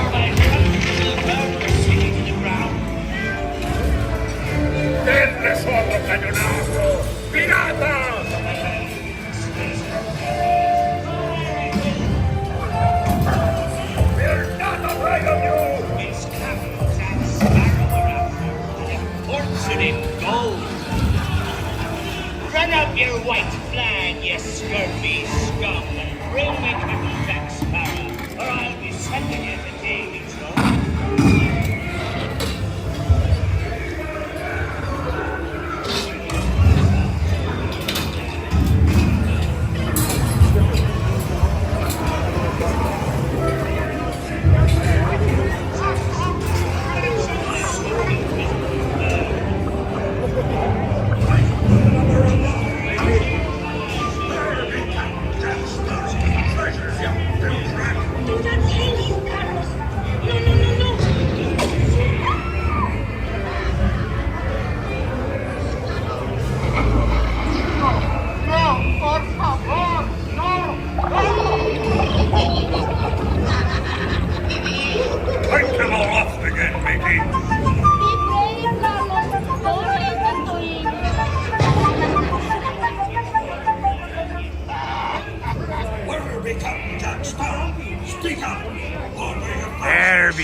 There be Captain Jack Sparrow right there.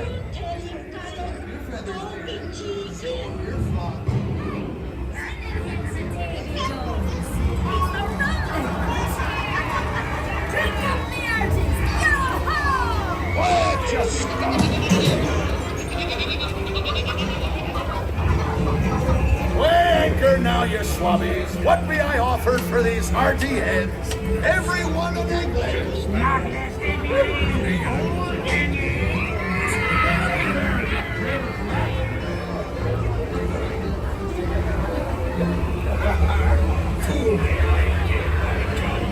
Sir Johnny Wants, Captain Jack Sparrow.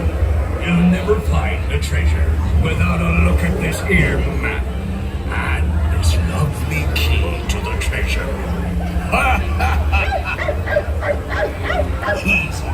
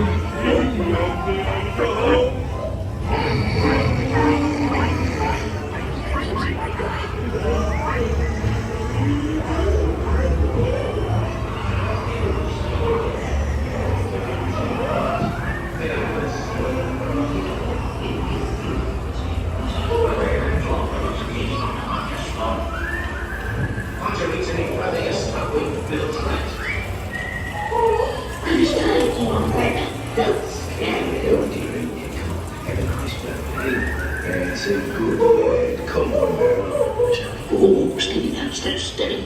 Yeah, that's it. It's us what needs your ruddy help, not them blasted.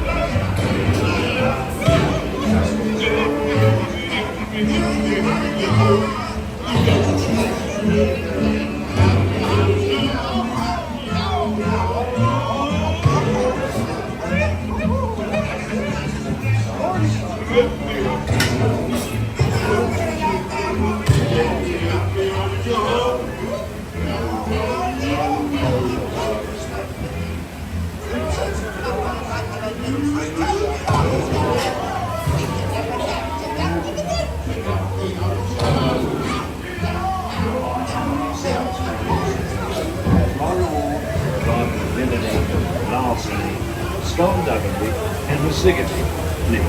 Drink up with me, hearties, yo ho. Yo ho, yo ho.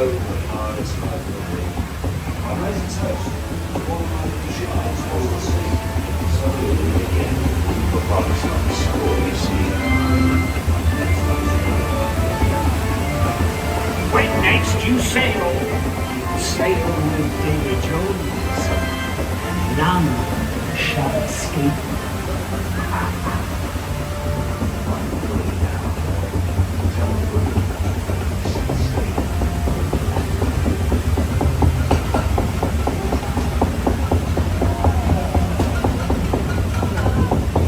That was awesome.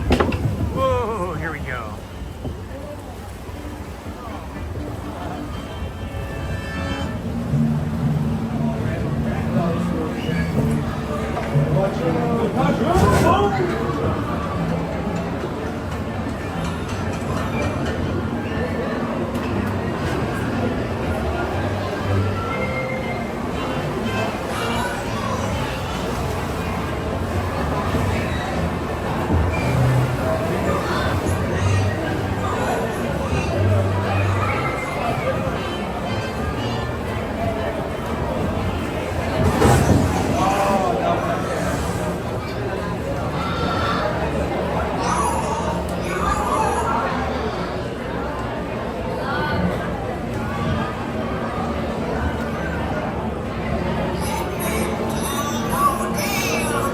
If you guys would like to join us on my other channel tonight at 7 p.m., we will be reading the A.A. Milne murder mystery story, The Red House Mystery. It's a locked door murder mystery. If you know what a locked door is, locked door murder mystery. We have currently read chapters 1 through 6. So if you want to catch up with that, you can go to that channel later today and you can watch and listen to chapters 1 through 6. And then from 7 to 8 p.m. tonight, I will be reading chapters 7, 8, and 9. So if you see in the chat there, I put the link to my other channel story time with Indiana Holmes. Hello, Elizabeth from Sweden. Always great to have you here in the chat with us. I love to have the Swedes with us. I wish we had some Norwegians too. My wife's mother and grandmother and grandfather were from Norway. Actually, my wife's mother was born here, but both her parents were Norwegian from Norway. When your boat stops, easily stepping out to your right. Ahoy, matey! Alrighty, that was amazing. Every trip through the Pirates of the Caribbean is time well spent. I just love that whole experience of pirate life. I was fascinated by pirates, pirate stories, pirate books, pirate lore, all of that stuff, pirate movies, everything about pirates when I was a kid. And I still love pirates. So I guess there's still a little bit of kid left in me. Oh, look at this giant line here. See this giant line? This giant line is all people waiting to get into the Blue Bayou restaurant. So they've probably all made reservations in the app, and now they are waiting to get in.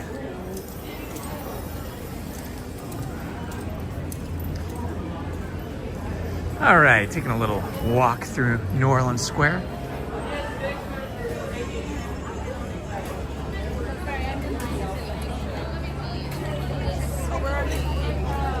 Pirate water smell, yeah. Bromide or chlorine and bromide, something like that.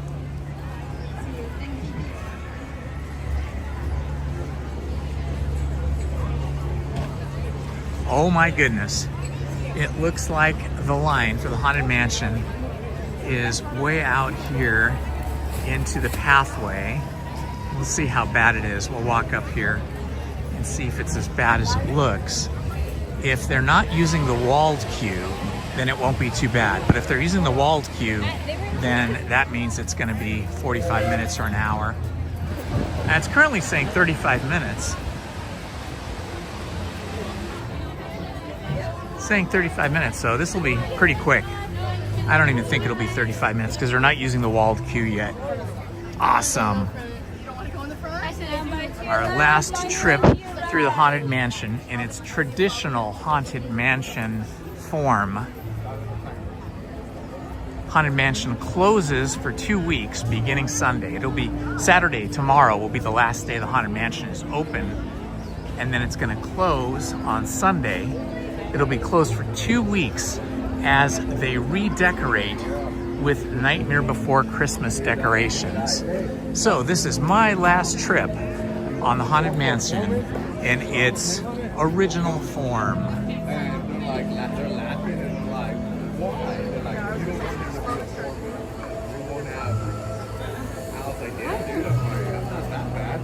Because I know your brother's doing it. Welcome, my friends. If you're just joining us, this is Indiana Holmes. Hello, my friends. Indy, right here for you, reporting from the Haunted Mansion at Disneyland. Beautiful sunny summer day here at the Haunted Mansion. We're really lucky. I was afraid that the walled queue would be all filled in. For lightning lane? No, for Tiana. Just the family. Well, we're not going to do this. Can we stick it with the rest of our... Oh, thank you. Oh, you got to do Tiana's on a hot day. I know. Come right? on. You go single rider. Single rider? Good idea. You won't in 15 minutes. Sometimes you walk straight through. Yeah. That's what me and Jordan used to do. California Street.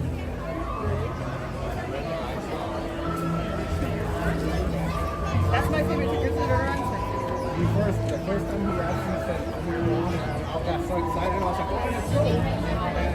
Ah, Tiffany got some lunch. Lucky you. I had a Kind bar. That's what I ate today. Lizzie and I try to practice intermittent fasting.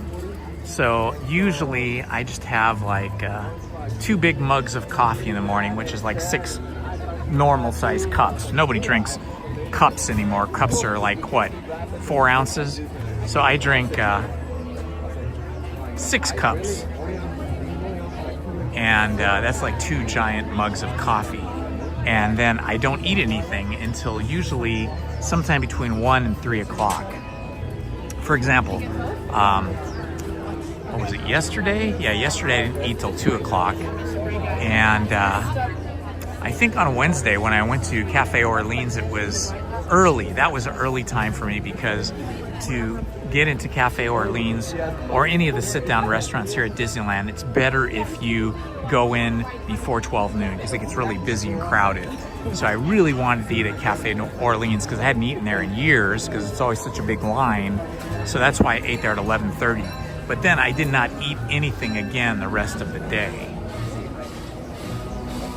But yeah, usually what we do is we won't eat until between 1 and 3 p.m. and then we might eat again around 6 or 7, and then we don't eat again. Or more often than not, we'll just eat at 3 or 4, and then that's like the one meal we eat all day.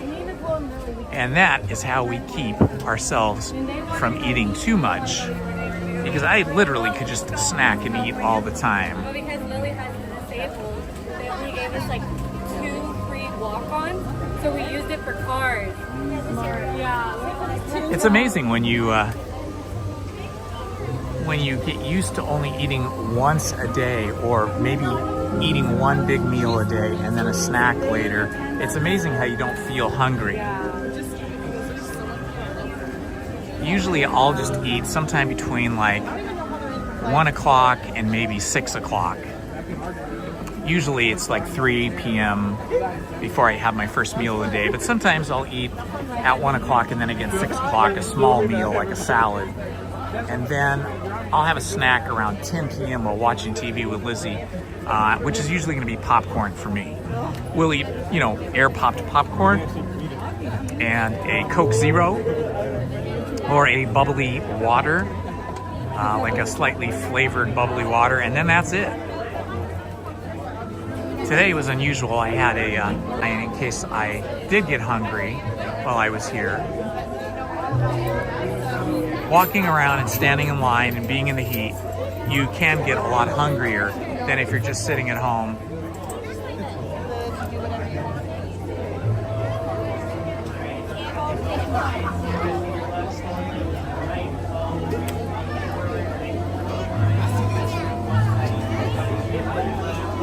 All right, this line is moving very quickly, going through the Haunted Mansion standby queue here, which is good because it's very hot in the queue. They're starting to grow some vines up here on this arbor, which is fantastic. Hopefully by next year, this time, these vines will go all the way across and provide some better shade for us. When you get over here into this part of the standby queue where the graveyard is, between the graveyard and the house, you can see it's in full sun and it gets really hot there. Some smart people over here with some umbrellas.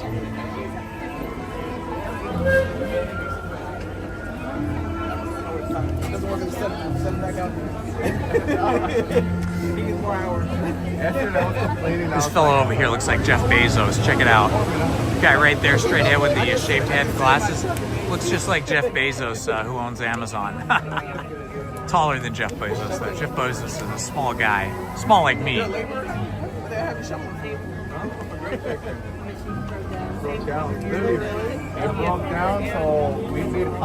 Yeah, when they redesigned this queue, it took them about a year, and they rebuilt this queue, and you can see over back this way there's a walled garden, and then there's a greenhouse over here. So when it's really a lot busier, then you'll be stuck in the walled garden, which is beautiful, but you don't get much breeze in there because it's all walled up and the walls are like 6.5 feet high. So it gets hot. And then if it gets super busy, then you have to go out into this greenhouse, which is not normally open, but it is part of the Haunted Mansion queue. And that gets really hot because then you've got glass on top of you, kind of holding the heat in. And then if it gets even busier, I've only seen it that way once or twice, they have gates at the end of the glass garden house there, and they can extend the queue out into a Magnolia Park, which is like a concrete plaza between Tiana's Bayou Adventure and the queue for the Haunted Mansion here. And if you see that, boy, it's time to buy Lightning Lane, because you're going to be in line for an hour and a half, like 90 minutes. But you can see this line's moving very quickly here, because we just walked straight in and straight up to the pet cemetery. We're at 8 minutes. Yeah, I really like this queue because you can see how wide it is. You can stand like really 2 or 3 adults across anywhere in this queue, so you don't feel so jammed up. Like if you're in some of the rides in Fantasyland, like Pinocchio or Snow White or Mr. Toad, any of those rides, you can barely stand between the standby queue railings. It's just like one person. You can't stand next to another person, not even a child. It's just single person only. Hello, Ken. Haha.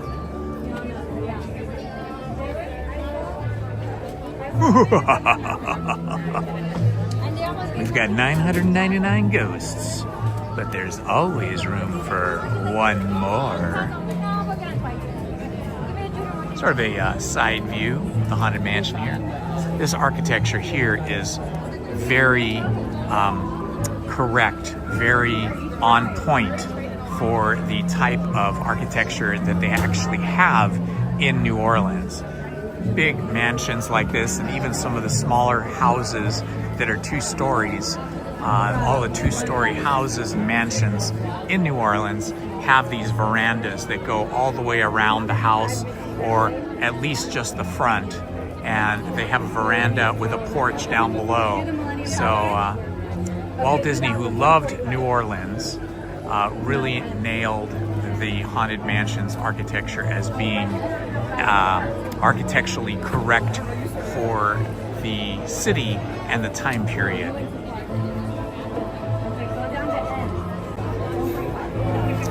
So we are now out here in the sun, and it is 85 degrees, not too bad. It was 90 degrees on Wednesday by the time it became 12 noon, so it's a little cooler by a few degrees, 5 degrees. You guys can type into the chat and let us know where you're watching from.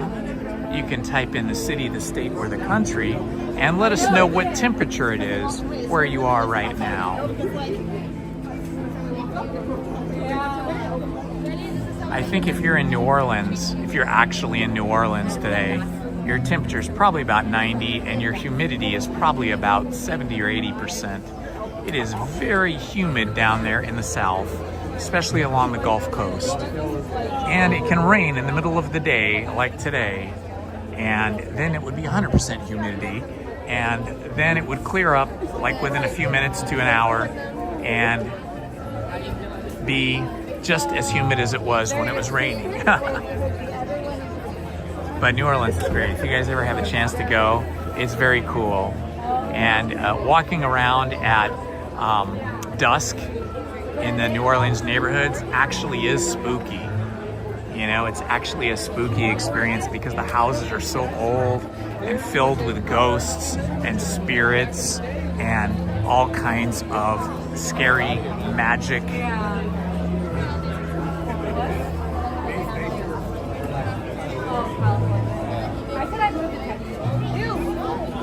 You got your French ghosts from when New Orleans was part of the French colonies. You've got your English ghosts from when the English took over. And of course, once it became a state and we had Americans, we got American ghosts. So all kinds of ghosts speaking all different kinds of languages from different countries down in New Orleans and other areas of the Louisiana state and the bayous of Louisiana and Mississippi. Oh, I love how fast this ride is moving. I mean, not the ride, but the standby queue. Came in. This is the human cemetery where Master Gracie has laid the rest. He has a big gravestone there. He is the fellow who owned the Haunted Mansion before it was haunted.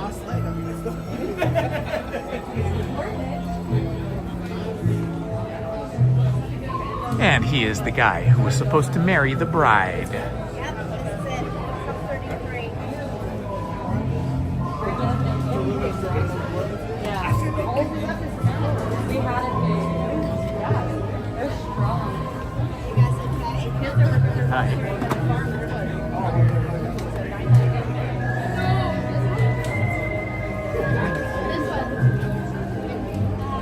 We should be in just a few minutes now.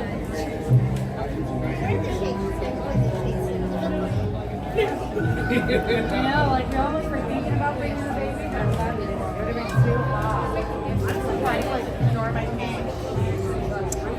Welcome everyone, this is Indiana Holmes reporting for you from the Haunted Mansion at Disneyland in Anaheim, California on this beautiful August day. Currently 85 degrees. Sun will be setting at about 7:45 p.m. My favorite time of the year, when the sun goes down late, when it's still light out at 7 p.m. or even 8 p.m. That is the best time.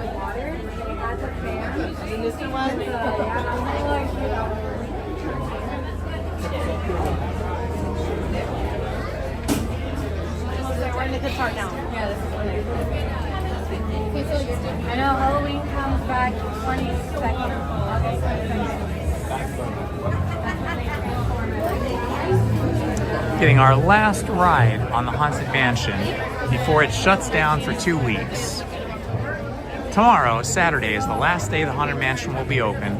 Then it shuts down for 2 weeks while they redecorate for Halloween and bring in the Nightmare Before Christmas decorations.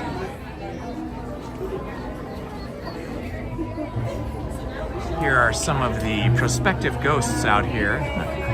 These people all might become ghosts as time progresses.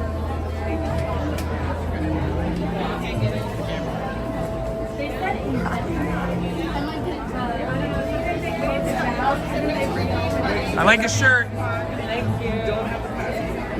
He's got a My Chemical Romance shirt on. It's a good band. All right, we're standing in the shade now, which is nice.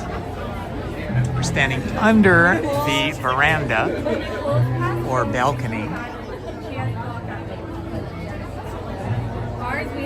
We should be in the Haunted Mansion within 3 or 4 minutes here. All right, heading on in.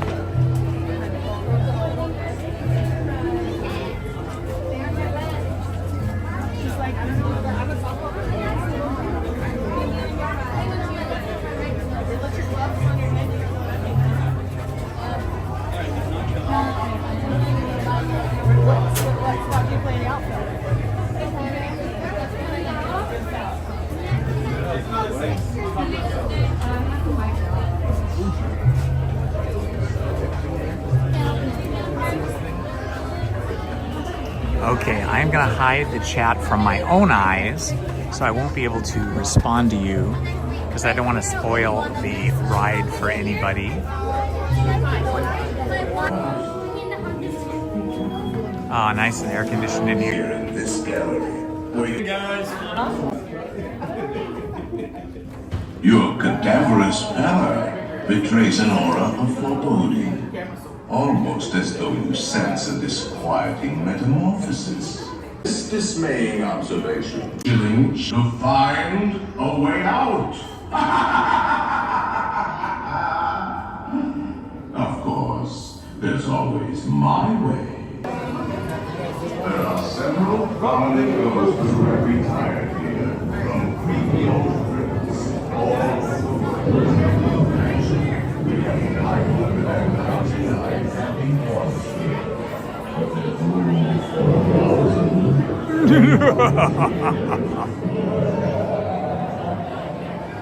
If you insist on lagging behind, you may not need to volunteer. And now, a carriage approaches to take you into the boundless realm of the supernatural. Take your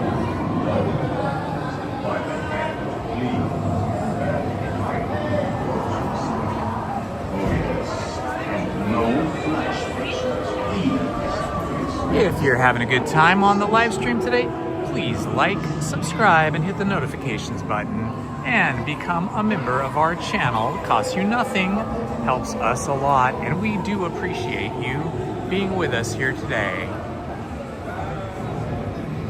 And if you love scary stories and murder mysteries, please check out my other channel, Storytime with Indiana Holmes, where we broadcast every night, Monday, Tuesday, Wednesday, Thursday, and Friday from 7 to 8 p.m., where I read classic stories like The Adventures of Winnie the Pooh, The House on Pooh Corner, Alice in Wonderland, Snow White, Little Red Riding Hood, The Wind in the Willows, and what we're reading right now, The Red House Mystery. It's a locked door murder mystery. So check out my second channel, Storytime with Indiana Holmes. I put the link in the chat, so if you scroll back, you'll find it in the chat.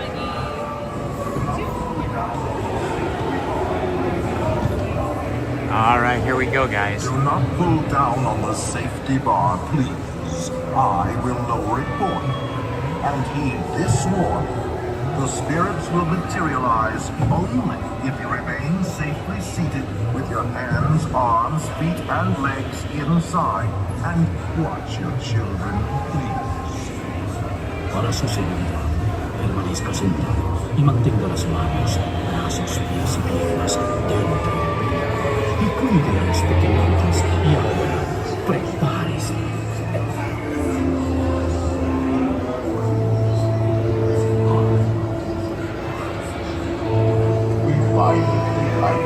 Unlivable here in this ghostly retreat.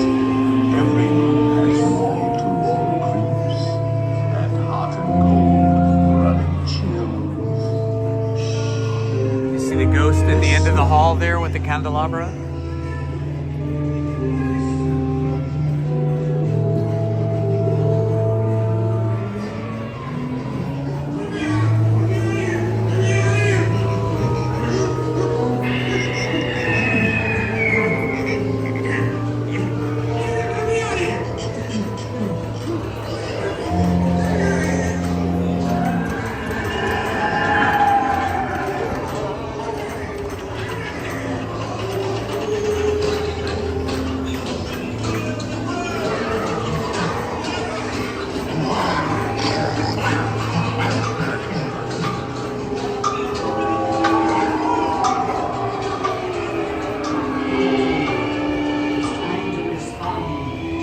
Send us a message from somewhere beyond. Goblins and ghoulies from last Halloween, awaken the spirits with your tambourine. Creepies and crawlies, toads in a pond. Let there be music from regions beyond. Wizards and witches, wherever you dwell, give us a hint by ringing the bell. Receive your sympathetic vibrations and are beginning to materialize. They're assembling for you, swinging wings, and they'll be expecting me. I'll see you all a little later.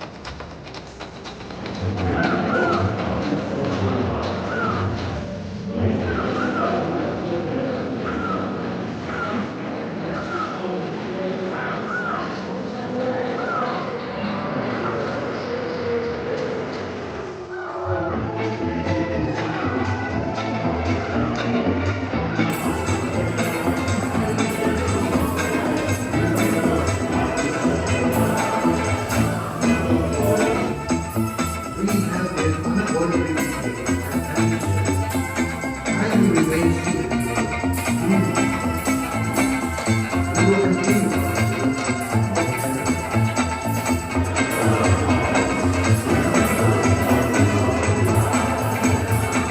think whenever this happens, a new ghost is created and a guest goes missing.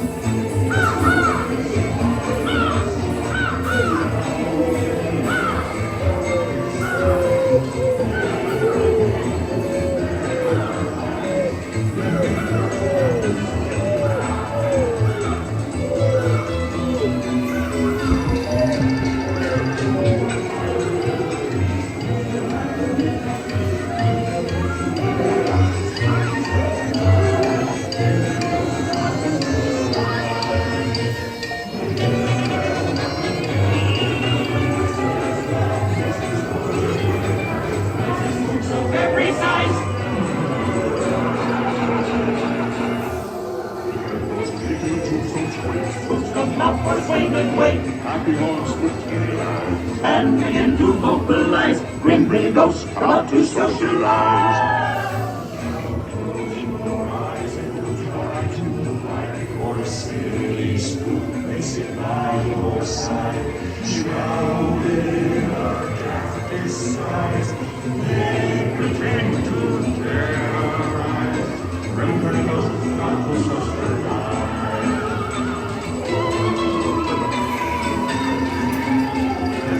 High over the middle tree, folks arrive for the midnight free. Dream with you, just as there's a midnight light beyond. Beware of hitchhiking ghosts.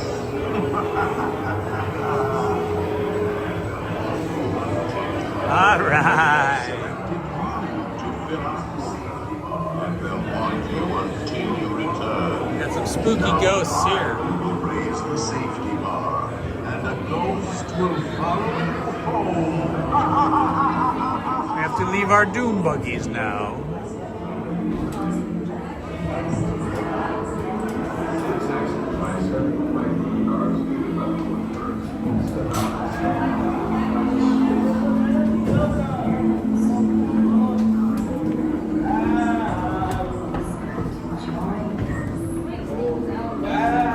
Make final arrangements now.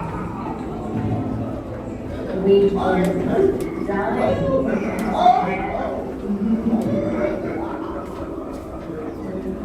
And here we are, back up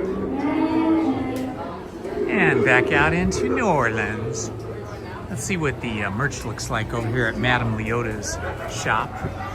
See if they've got any new Halloween merch out. Oh yes, I like the Jack Skellington shirt.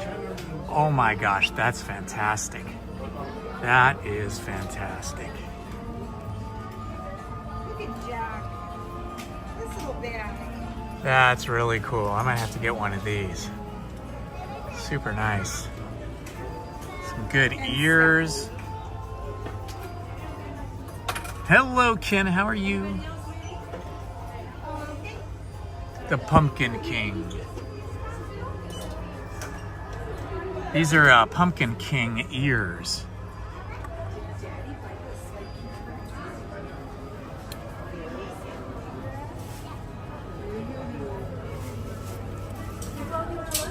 I got Lizzie one of these style purses. It had a different painting on it though, and I got one of my daughters one like this too a couple of years ago. Ooh, these guys.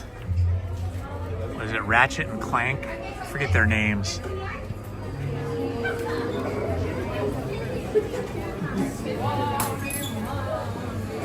Oh, these ghost ones are good. T-shirt full of ghosts. You thought I was a ghost. I might be. That bride looks very dangerous. That's an awesome shirt.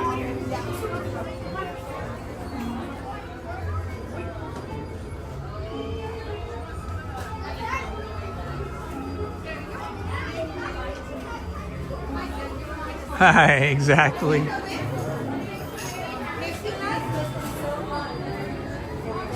This one's pretty cool too.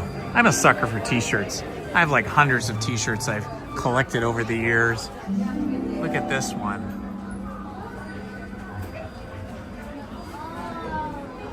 That's pretty neat.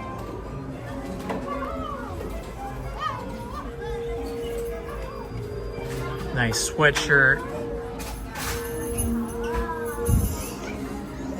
Good stuff.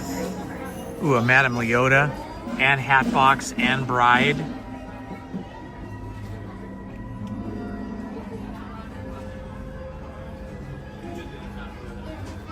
It's like a thin, long sleeve, acid wash type shirt. Very cool. All right, let's see if the single rider line is not too long over at Tiana's Bayou Adventure. I heard it was shut down earlier. See if we see any people coming down or not.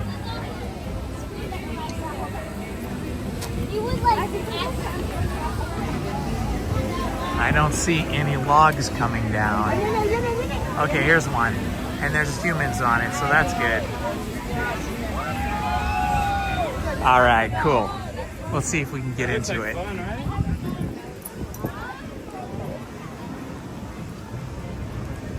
It's also just cool to sit in there.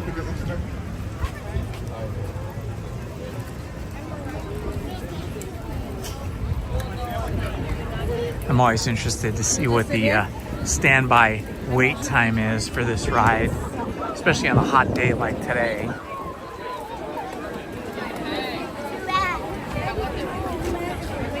Ooh, 75 minutes for Tiana's Bayou Adventure. Okay, let's see what the standby single rider line looks like. Oh my gosh, it looks packed. So this, if the single rider line is, oh wow, if it's big, yeah, we're not even gonna get in a single rider because there's a secondary single rider line. Oh yeah, there's no way. There's no way we're getting in single rider. I'm gonna walk up there anyway, but it looks like the single rider line is not just inside the single rider queue, but also outside. See, all of this is single rider. And then inside there's like another big queue. Oh yeah, look at this. They're using the outside queue here. See the tape on the ground? So this means, hey, this means single rider. You gotta go through here, hi, and then you gotta go all the way out here to go back in there. So single rider looks like it could be this plus the inside queue will be as big as this or bigger. It could be like 35 minutes. So it looks like no Tiana's Bayou Adventure for us today. What a bummer. It's like a perfectly good hot day for it too. It's now 87 degrees. So that's like perfect temperature to go on Tiana's Bayou Adventure.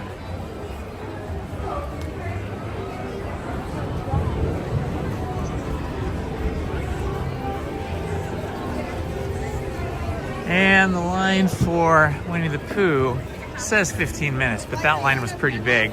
I think all the people that gave up on Tiana's decided to go over to Winnie the Pooh. Okay, we're gonna have to skip those rides today.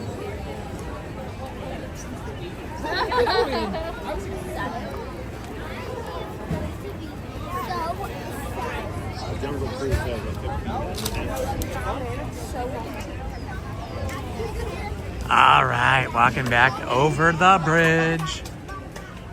Looks like the Columbia tall-masted sailing ship is in port. It's unusual on a busy day like today. I would think they would have both the Mark Twain and the Columbia out on the rivers of America. But for some reason, the Columbia is in port today.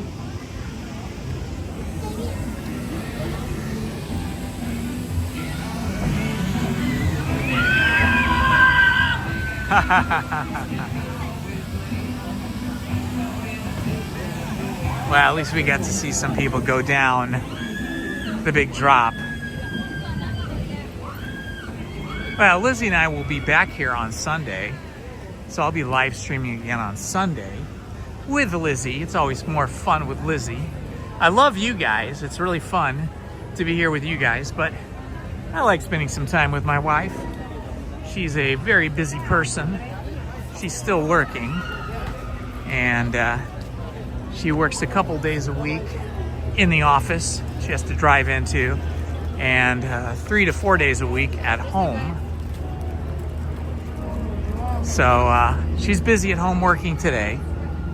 I look forward to seeing her when I get home today. Helicopter flying over there. Don't usually see helicopters or planes flying over Disneyland. Kind of spoils the magic when you have those flying overhead, but that's okay. I was just kind of skirting the edge or the outside. Ooh, Disneyland train, Disneyland Railroad, that would be fun to take.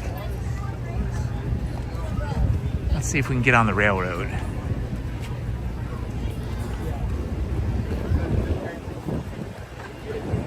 Looks like this train is about to take off, but we'll get on the next one. Haven't been on the train in a couple of visits, so it'll be fun to go on it today.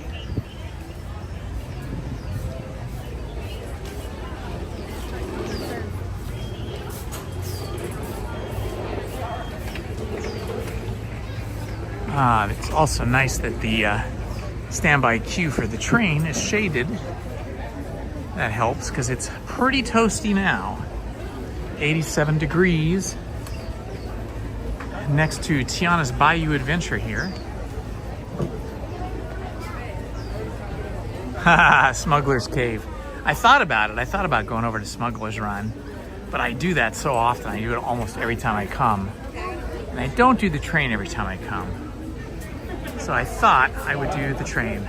Bye, Lewis. Nice to have you here. Thank you for stopping by and visiting with us today. We'll see you next time, my friend.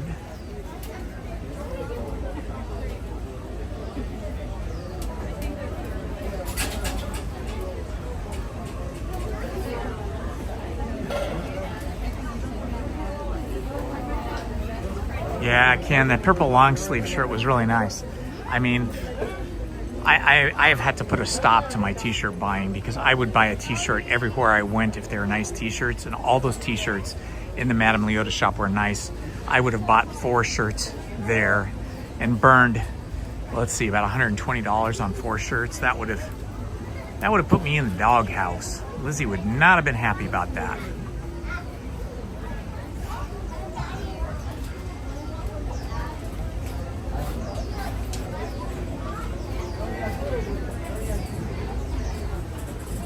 Now here that we're on the outside, standing above the Haunted Mansion queue, you can see this is the glass house here. Theoretically, it's like the top of a greenhouse, right? So this is the extended queue beyond the walled queue for the Haunted Mansion.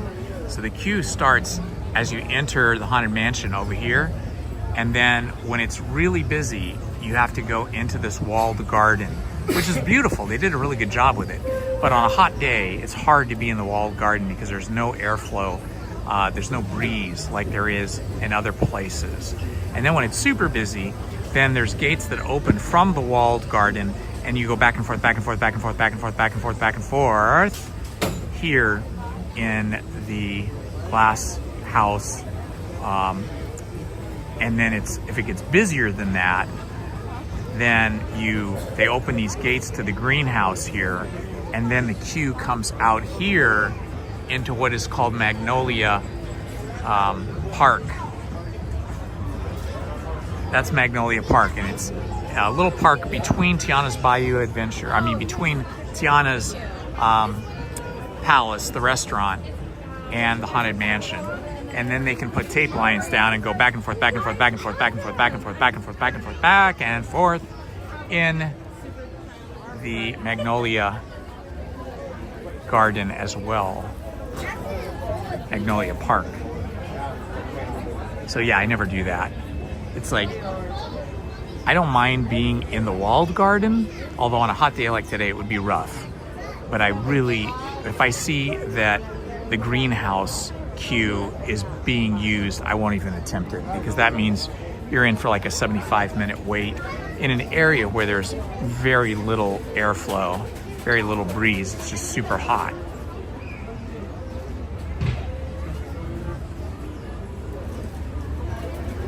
It's definitely warm now. We'll get on the train. When the train gets going, we'll get a nice breeze on the train. It'll be nice.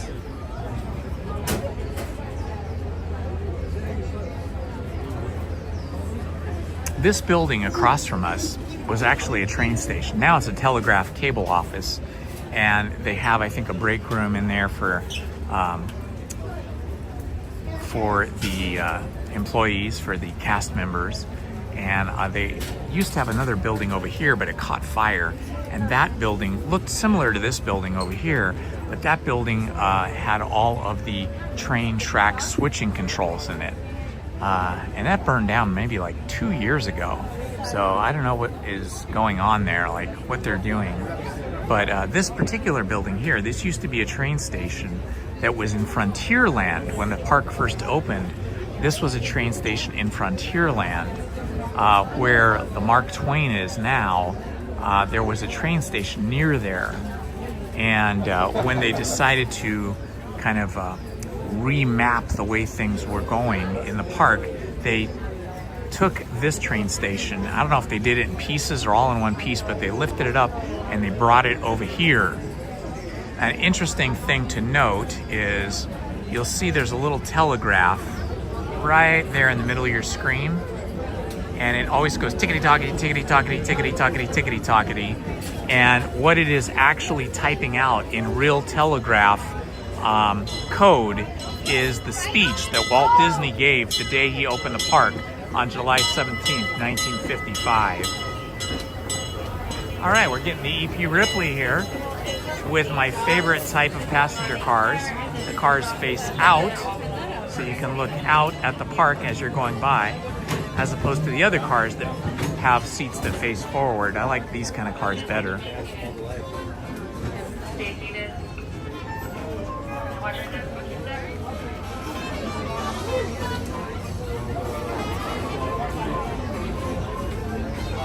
Okay, a lot of people getting off here at New Orleans Square. Probably want to eat at Tiana's Palace, or go to the Haunted Mansion, or get some beignets, some mint juleps. Of course, mint juleps here are virgin mint juleps. They don't have alcohol in them. No adult beverages at Tiana's Palace. But if you're a member of Club 33, that is also inside the New Orleans Square, and in fact is on all the second stories of all the buildings in New Orleans Square. So any second story you see in New Orleans Square is part of the very expensive, very exclusive, private Club 33 restaurant and club. I think the entry fee now is a one-time entry fee of $50,000. I believe that's correct. Somebody can look that up, but I think that is correct. And then I think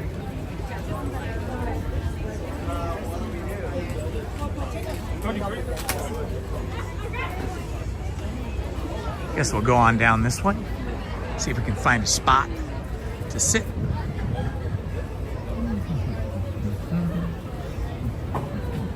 All right, thank you, sir. Thank you.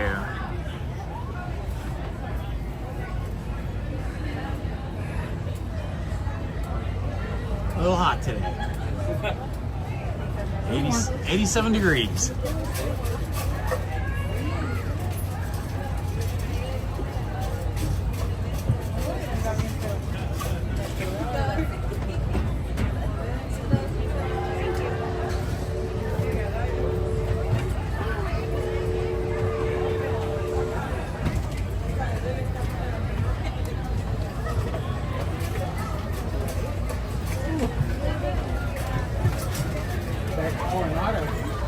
Yeah.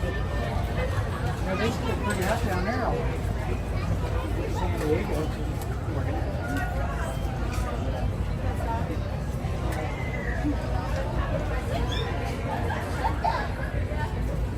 Take a trip around the park on Walt Disney's favorite attraction, the Disneyland Railroad.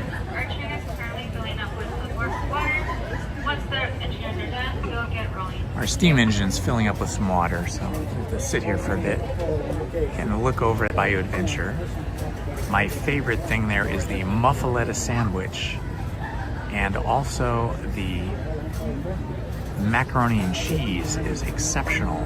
I do not love macaroni and cheese. In fact, I never eat it, but I will eat it over at Tiana's Bayou Adventure. It's the perfect amount of cheese, and it's not super gooey and wet. It's a little bit on what I would say the dry side, but not dry in a bad way, in a good way. Very cheesy. Also, the grits are exceptional over here at Tiana's Bayou Adventure. However, the grits are incredibly cheesy. Lizzie and I have ordered the grits before as like a side dish, and even with the two of us trying to eat the grits, we cannot finish them because they're like, I don't know, 50% cheese or something. Like there's a special way they do it where they fold the cheese into the grits, and man, it's intense. Should be a Friday, and birthday will be the next Saturday.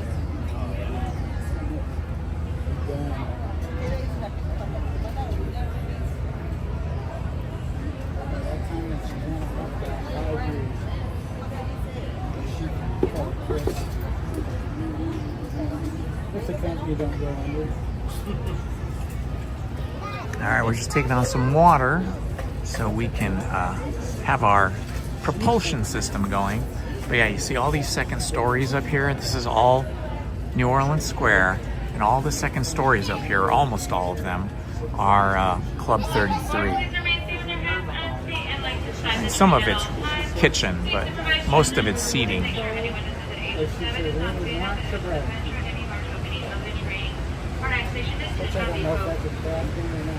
All right, Toontown Depot is next.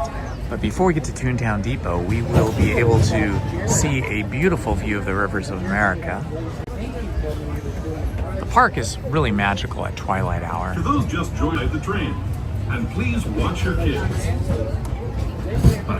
Tiana's Bayou Adventure here, but it's like about a 1 or a 2 second peak. So we're traveling pretty fast. So keep your eyes wide open.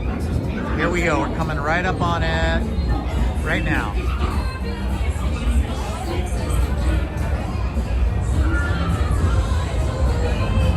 And that was it.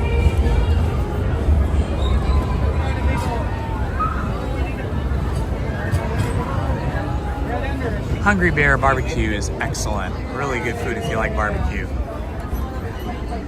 Not as good as Texas barbecue, but it's very good for mass production. As we steam past Hungry Bear Barbecue Jamboree, we're now joining up with the rivers of America, entering the frontier as it looked more than a century and a half ago. This is my favorite part of the journey. Around every bend, there's natural beauty as far as the eye can see. In the back end of the Mark Twain paddle wheeler here.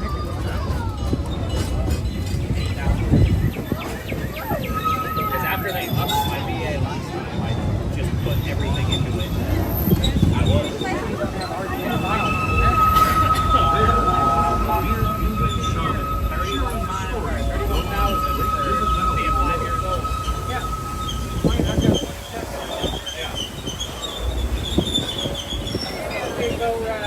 Fantastic breeze there. People like you have been riding these rails since the 1800s, traveling through nature's wonderland in a matter of days, rather than the months it used to take by mule or stagecoach. Steam power not only fueled these iron horses, but the dreams of a whole new generation as it moved west into this great frontier. Of course, some of those dreams and the stories that went with them were pretty darn wild and downright unbelievable. Like on Big Thunder Mountain, where I hear that mysterious spirits have grabbed hold of those mining trains and turned them into the wildest ride in the wilderness.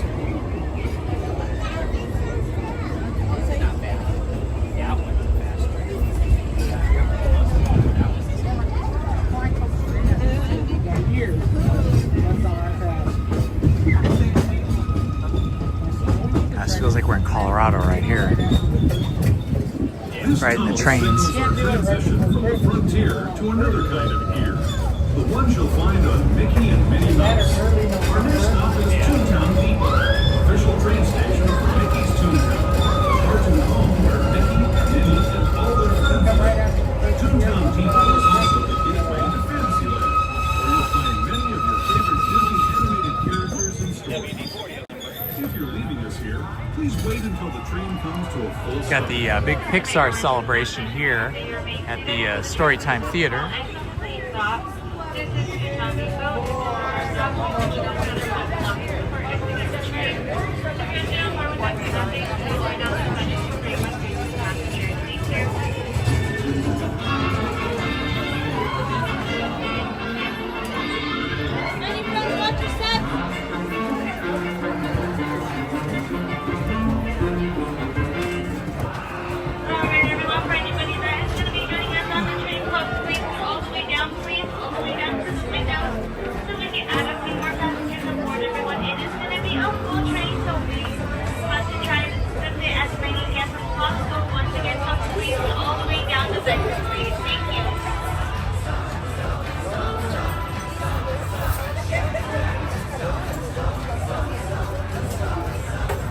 You can hear some of that Pixar music going on over there. They have dancers and characters from different Pixar movies performing over there with guests.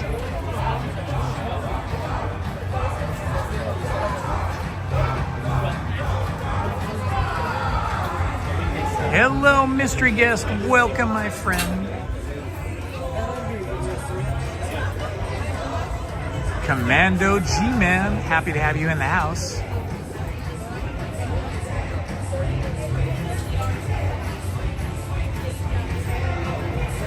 Yes, it's true. It's true, mystery guest. My I'll be right back screen is stuck in the right-hand corner. It popped up somehow, and I could not get it to go away, so I just stuck it in the right-hand corner. I think the only way to get rid of it is to end the broadcast and reboot the app. So we're just gonna leave it stuck in the corner, but thank you for letting me know. I know it's over there, I can't move it. I stuck it in the corner, and then I tried to delete it, and it wouldn't go away.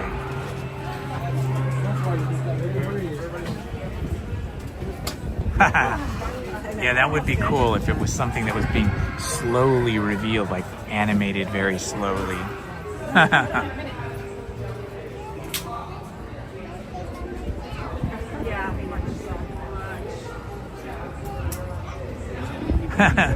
It looks like you guys were very puzzled by that little corner of an announcement in the corner of the screen.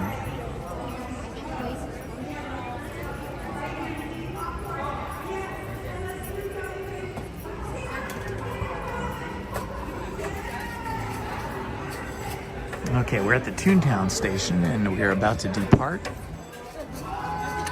Next stop will be Tomorrowland station. Welcome aboard. Please remain seated with your hands, arms, feet, and legs inside the train at all times. Please make sure everyone remains seated. Once again, please make sure everyone remains seated. Supervise all children. Anyone under the age of 7, please make sure that they are not seated at the edge of the bench or anywhere. That's okay, Ken. I tried to hide it from everybody. Only the sharpest of eyes were able to find it.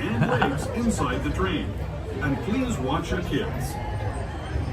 ¿Qué tal, amigos? Y bienvenidos a bordo. Started off today with a fun performance by the Disneyland Band right down here, down the pathway that leads from Fantasyland past Small World and on to Toontown. And then after that, we went on Small World. If you missed any of that, you can scroll back, rewind the stream, and see those events. We also saw Jasmine, Princess Jasmine, and Prince Naveen. We saw Tiana. Let's see, who else did we see? Donald Duck. We're now steaming forward into the future to a land inspired by visions of tomorrow, both practical and imagined. Here you'll find rocket ships and star speeders. Backstage here where the parades line up. And if you look overhead, maybe a glimpse of a Mark 7 monorail. Monorail tracks up above us. Autopia over there. You'll be able to see Autopia from the Tomorrowland station when we stop there. And us on the fun-filled roadways of the Autopia. Drivers of all ages can get behind the wheel of these cars. No experience or license required. If you're into soaring spaceships or doing more of the Autopia track right here. Tomorrowland is definitely the place for you. Speaking of which, we're pulling into Tomorrowland Station right now. If you're leaving us here, just stay seated until we come to a full stop. Gather your belongings, including lightsabers and astro blasters, and step carefully from the train. Thanks, and have fun in the future. As we make our way to the station, we ask that you remain seated until the check is full and please God. This is Tomorrowland Station. If this is your stop, please make sure to gather all belongings to your train. If you're staying on board with us, we ask that you go all the way down those benches to create for future passengers. Thank you.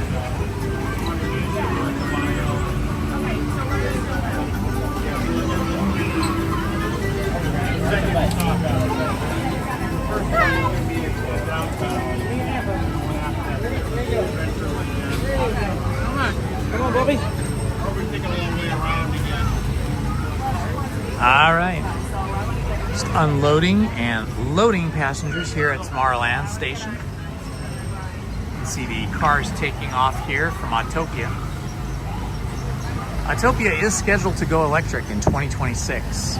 So I imagine they have been designing those cars and having them manufactured. But yes, these cars will be replaced by electric cars, according to Disney. Yeah, I agree. I mean, I don't think... When I was a little kid, it was very exciting. Autopia was very exciting, you know, because you couldn't drive a car as a child. But as an adult, it's not very exciting. It's kind of still exciting for little kids, but I mean, there's other places you can go and drive, like electric cars or whatever, and tracks that are more exciting than this. But yeah, they could replace this whole thing with maybe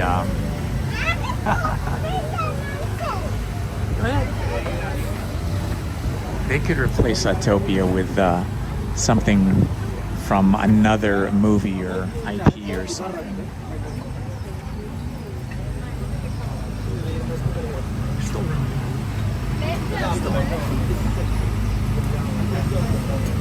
There you go.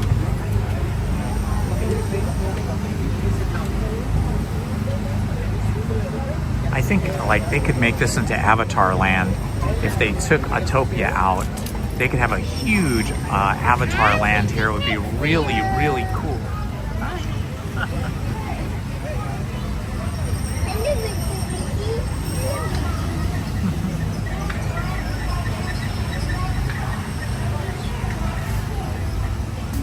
Oh, I know. It must be awful, huh?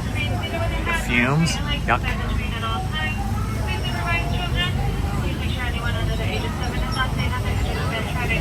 All of Tomorrowland really needs to be reimagined and rebuilt, because they have that one giant building, that big circular building that's sort of terrace or patio for people to take a rest and get some snacks and something to drink. and it's a giant piece of real estate. You could have a whole nother attraction in there. Welcome. The next leg of our journey will take us from the fantastic world of the future to the breathtaking beauty of nature's own design, the Grand Canyon. Yeah, I heard that truck song. For your safety, stay seated with your hands, arms, feet, and legs inside the train. Watch your children and no flash photography. Now we're backstage. This is Space Mountain right here. Or maybe, no, it's not Space Mountain. I'm sorry. It's that other attraction. The closed attraction. Okay, here we go.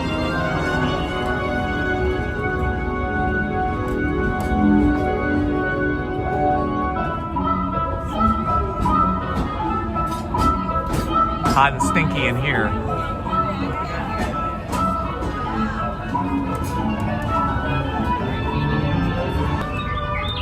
This was the world's largest mural for a long time. It's actually a hand-painted mural. I think there's larger ones now. But for about 50 years, this was the largest hand-painted mural.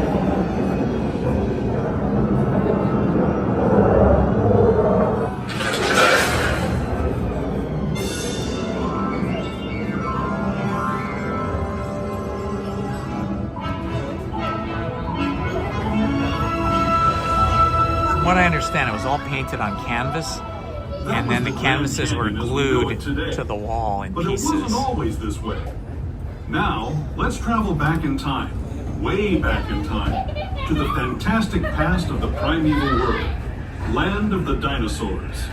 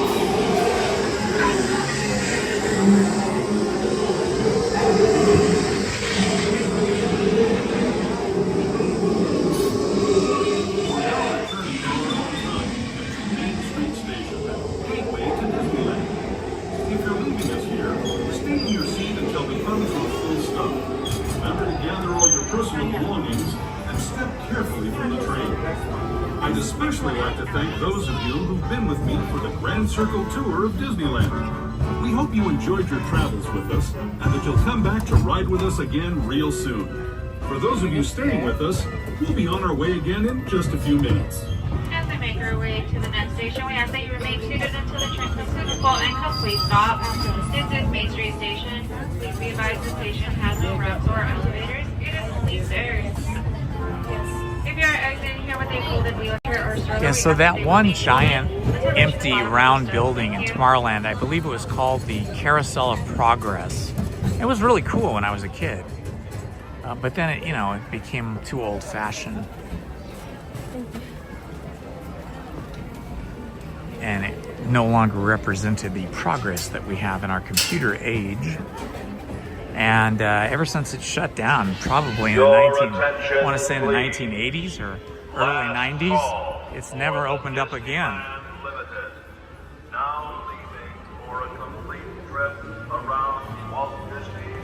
Okay, here's where we have the worst cellular connection because we're down here on Main Street near the flagpole. This is the worst. So if the stream gets laggy or freezes, just refresh your browser or your app that you're watching on. It should reconnect. and fix things. There's Mickey in his 70th anniversary outfit. No, so it's going to be walk-ins. Next one's in about 5 minutes. 5 minutes. Who wants to see Walt Disney in the Walt Disney animatronic? Look at this.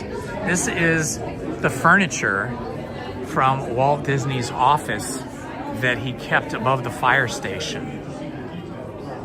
An interesting thing about Walt, of the many things that he did, one of his fun hobbies he liked besides trains was he liked woodworking. And apparently he made the furniture for his office above the fire station, from what I understand. Okay, we're gonna go see the Walt Disney A Magical Life and animatronic. So hopefully this won't be too laggy for you guys, but if it is, then just refresh your app. There's a really cool exhibit here showing like the first animatronic that the Disney company made, and that's all the mechanism down there. It's like a clockwork, and it animated this little character on this little stage here in this diorama. That's what the animation mechanics were like back in the day. They were like a giant clockwork that animated the motors inside these different creatures. This little guy here was animated to follow the steps of Buddy Ebsen. So you can see they filmed Buddy Ebsen here.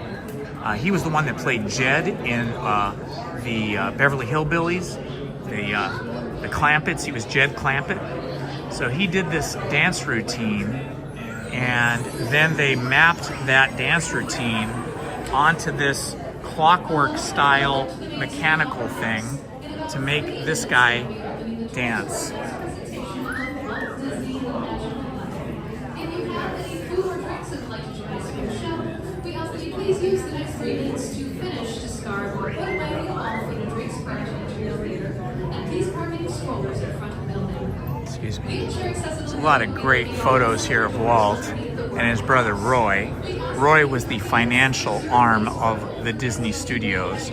Walt was the artistic director, creator, inventor, magical genius, and Roy, his older brother, was the financial genius that made it all possible.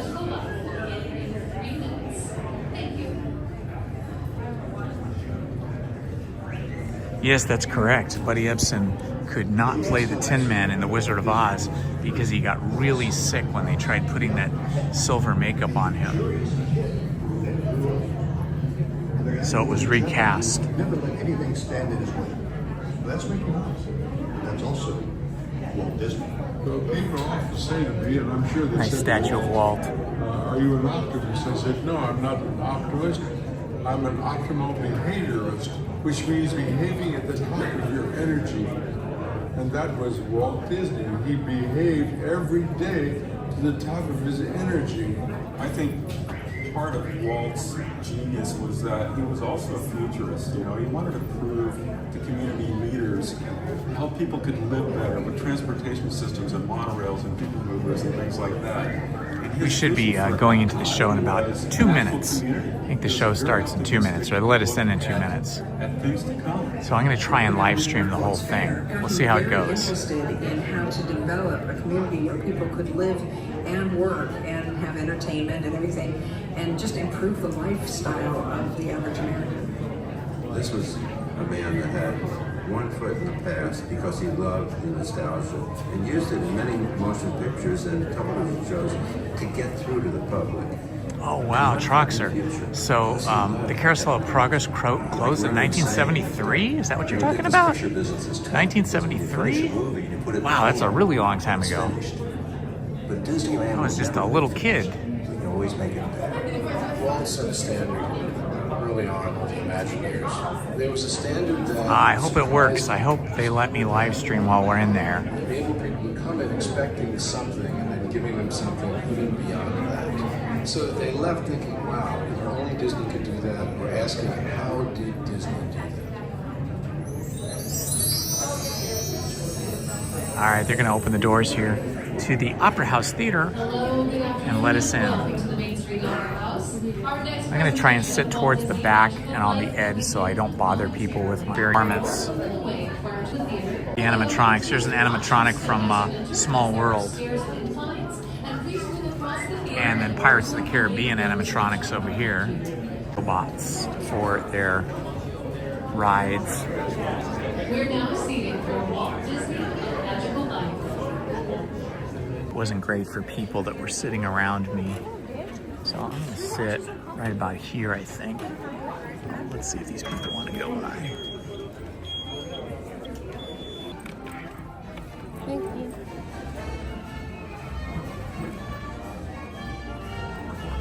Okay, again, it may get laggy in here. To refresh.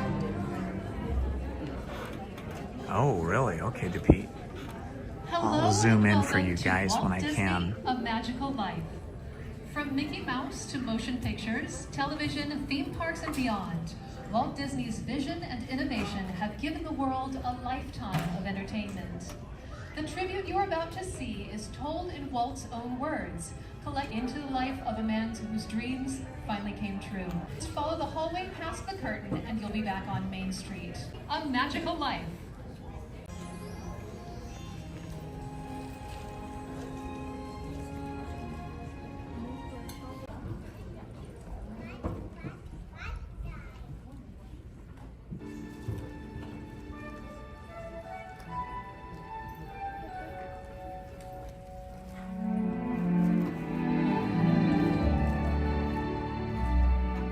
They say that Hollywood is a town built on dreams, and one of its greatest dreamers was Walt Disney. Great Big Beautiful Tomorrow.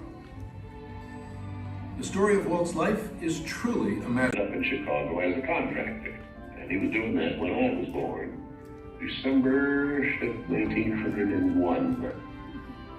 My dad made some money as a contractor, and he wanted to get back to.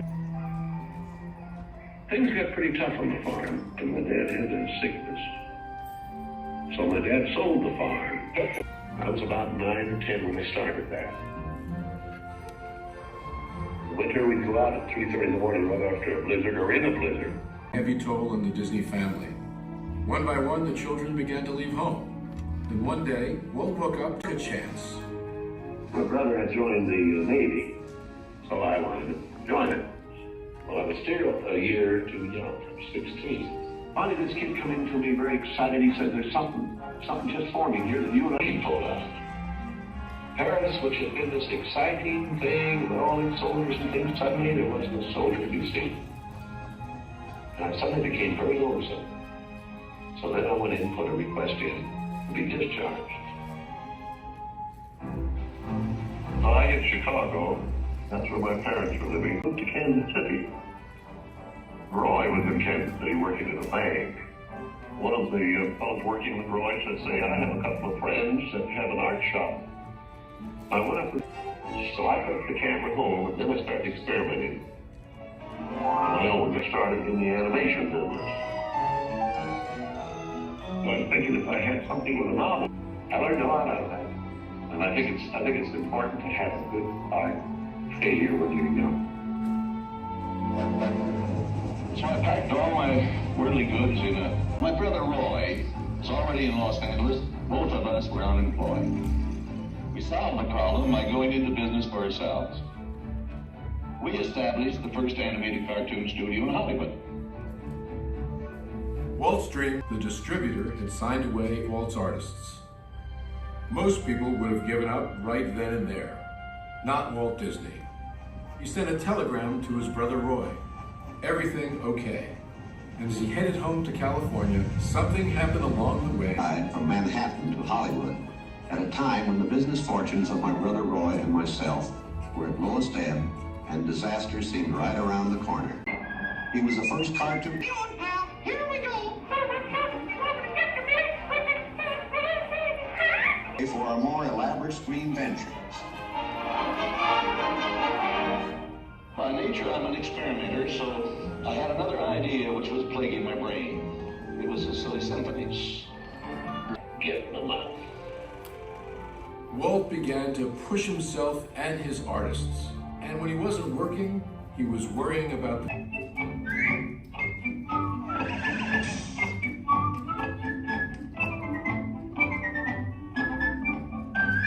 I saw the handwriting on the wall there. I had done a little story research on different fairy tales I might do, and Snow White was one of them. I thought it was a perfect story. I had the heavy. It's a magic wishing apple. Now, make a wish. I had the 35, and was around 2 years in more sleep than I was. We had a big premiere at the Carthay Circle Theater. Big, grand Hollywood premiere. All of Hollywood brass turned. The Seven Dwarfs is going to be presented. God, I think I'll bust. With the profits of Snow White, I built a studio. There are no things on me.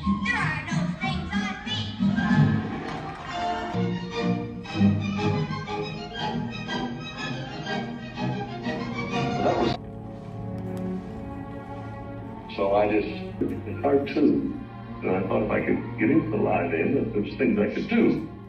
Stand by, engines.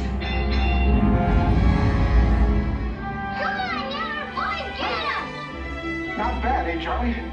Let's open her up and see what you really do. These pictures, but I have something that would employ about every trick we learned in the making of films. We would combine cartoon. I never saw a sad face around the studio. Even my brother Roy was happy. This made me nervous. And the horrible thought struck me. to reinvent family entertainment. But even then, he wasn't finished. So we'd start out and try to go someplace with, different things, and I felt that there should be something built, some kind of an amusement enterprise built where the parents money to make these dreams come true. And we had everything mortgaged, including my family. But it all started from a daddy with two daughters wondering where he could take them, where he could have a little fun with them too. Developing and adding to. Not only can I add things, but even the trees will keep growing. The thing will get more beautiful every year. Lord. The world is a carousel of color. History, the miracle of imagination. The marvels of birds. Share with you some of our ideas for Disney World. Here in Florida, we have something special we never enjoyed at Disneyland. A blessing of size.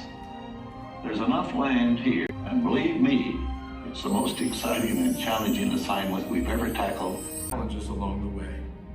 For his visionary work, he received hundreds of awards from all corners of the globe. More Academy Awards than any individual in history, and the Presidential Medal of Freedom for a lifetime of inspiring others. He created dreams that live on today for millions. But with all of that, What I think is that I've been able to build this one, and he didn't worry about payrolls, that story, he just had picture grocers or anything. Stopped one day with a little boy. Sometimes I think of myself as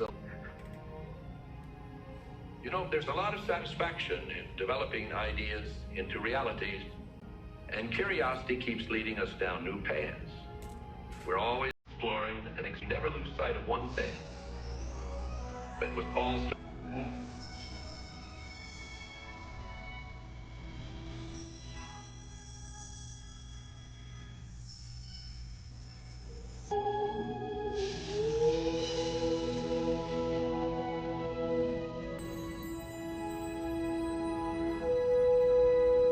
this game.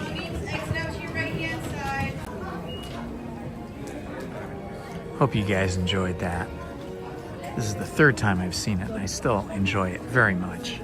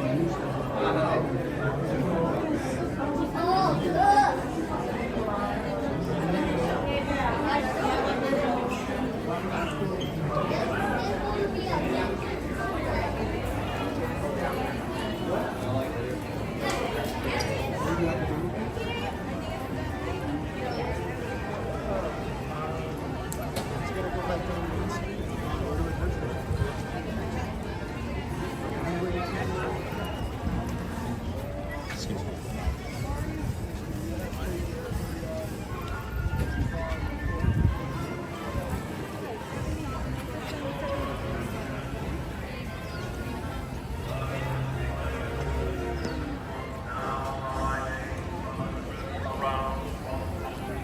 All right, my friends, I hope you enjoyed spending time with me today. I truly enjoyed spending time with you. We live streamed for 4 hours today, and we saw a few interesting things like the Disneyland band, some characters, some rides, went a trip around the park on the train, and ended off with a magical life of Walt Disney. I hope you enjoyed all that. I surely did. Lizzie and I will be back here live streaming again this Sunday. We'll try to be here early, maybe a rope drop, maybe 8 or 9 o'clock in the morning on Sunday. And if you're around tonight at 7 p.m., join me on my other channel, Storytime with Indiana Holmes, for the A.A. Milne book, The Red House Mystery, which is a locked door murder mystery. I'll be reading that from 7 to 8 p.m. tonight on my other channel. Thank you very much, everybody. Thank you for being with me, and love to all. Until we see each other next time, this has been Indiana Holmes. Bye-bye.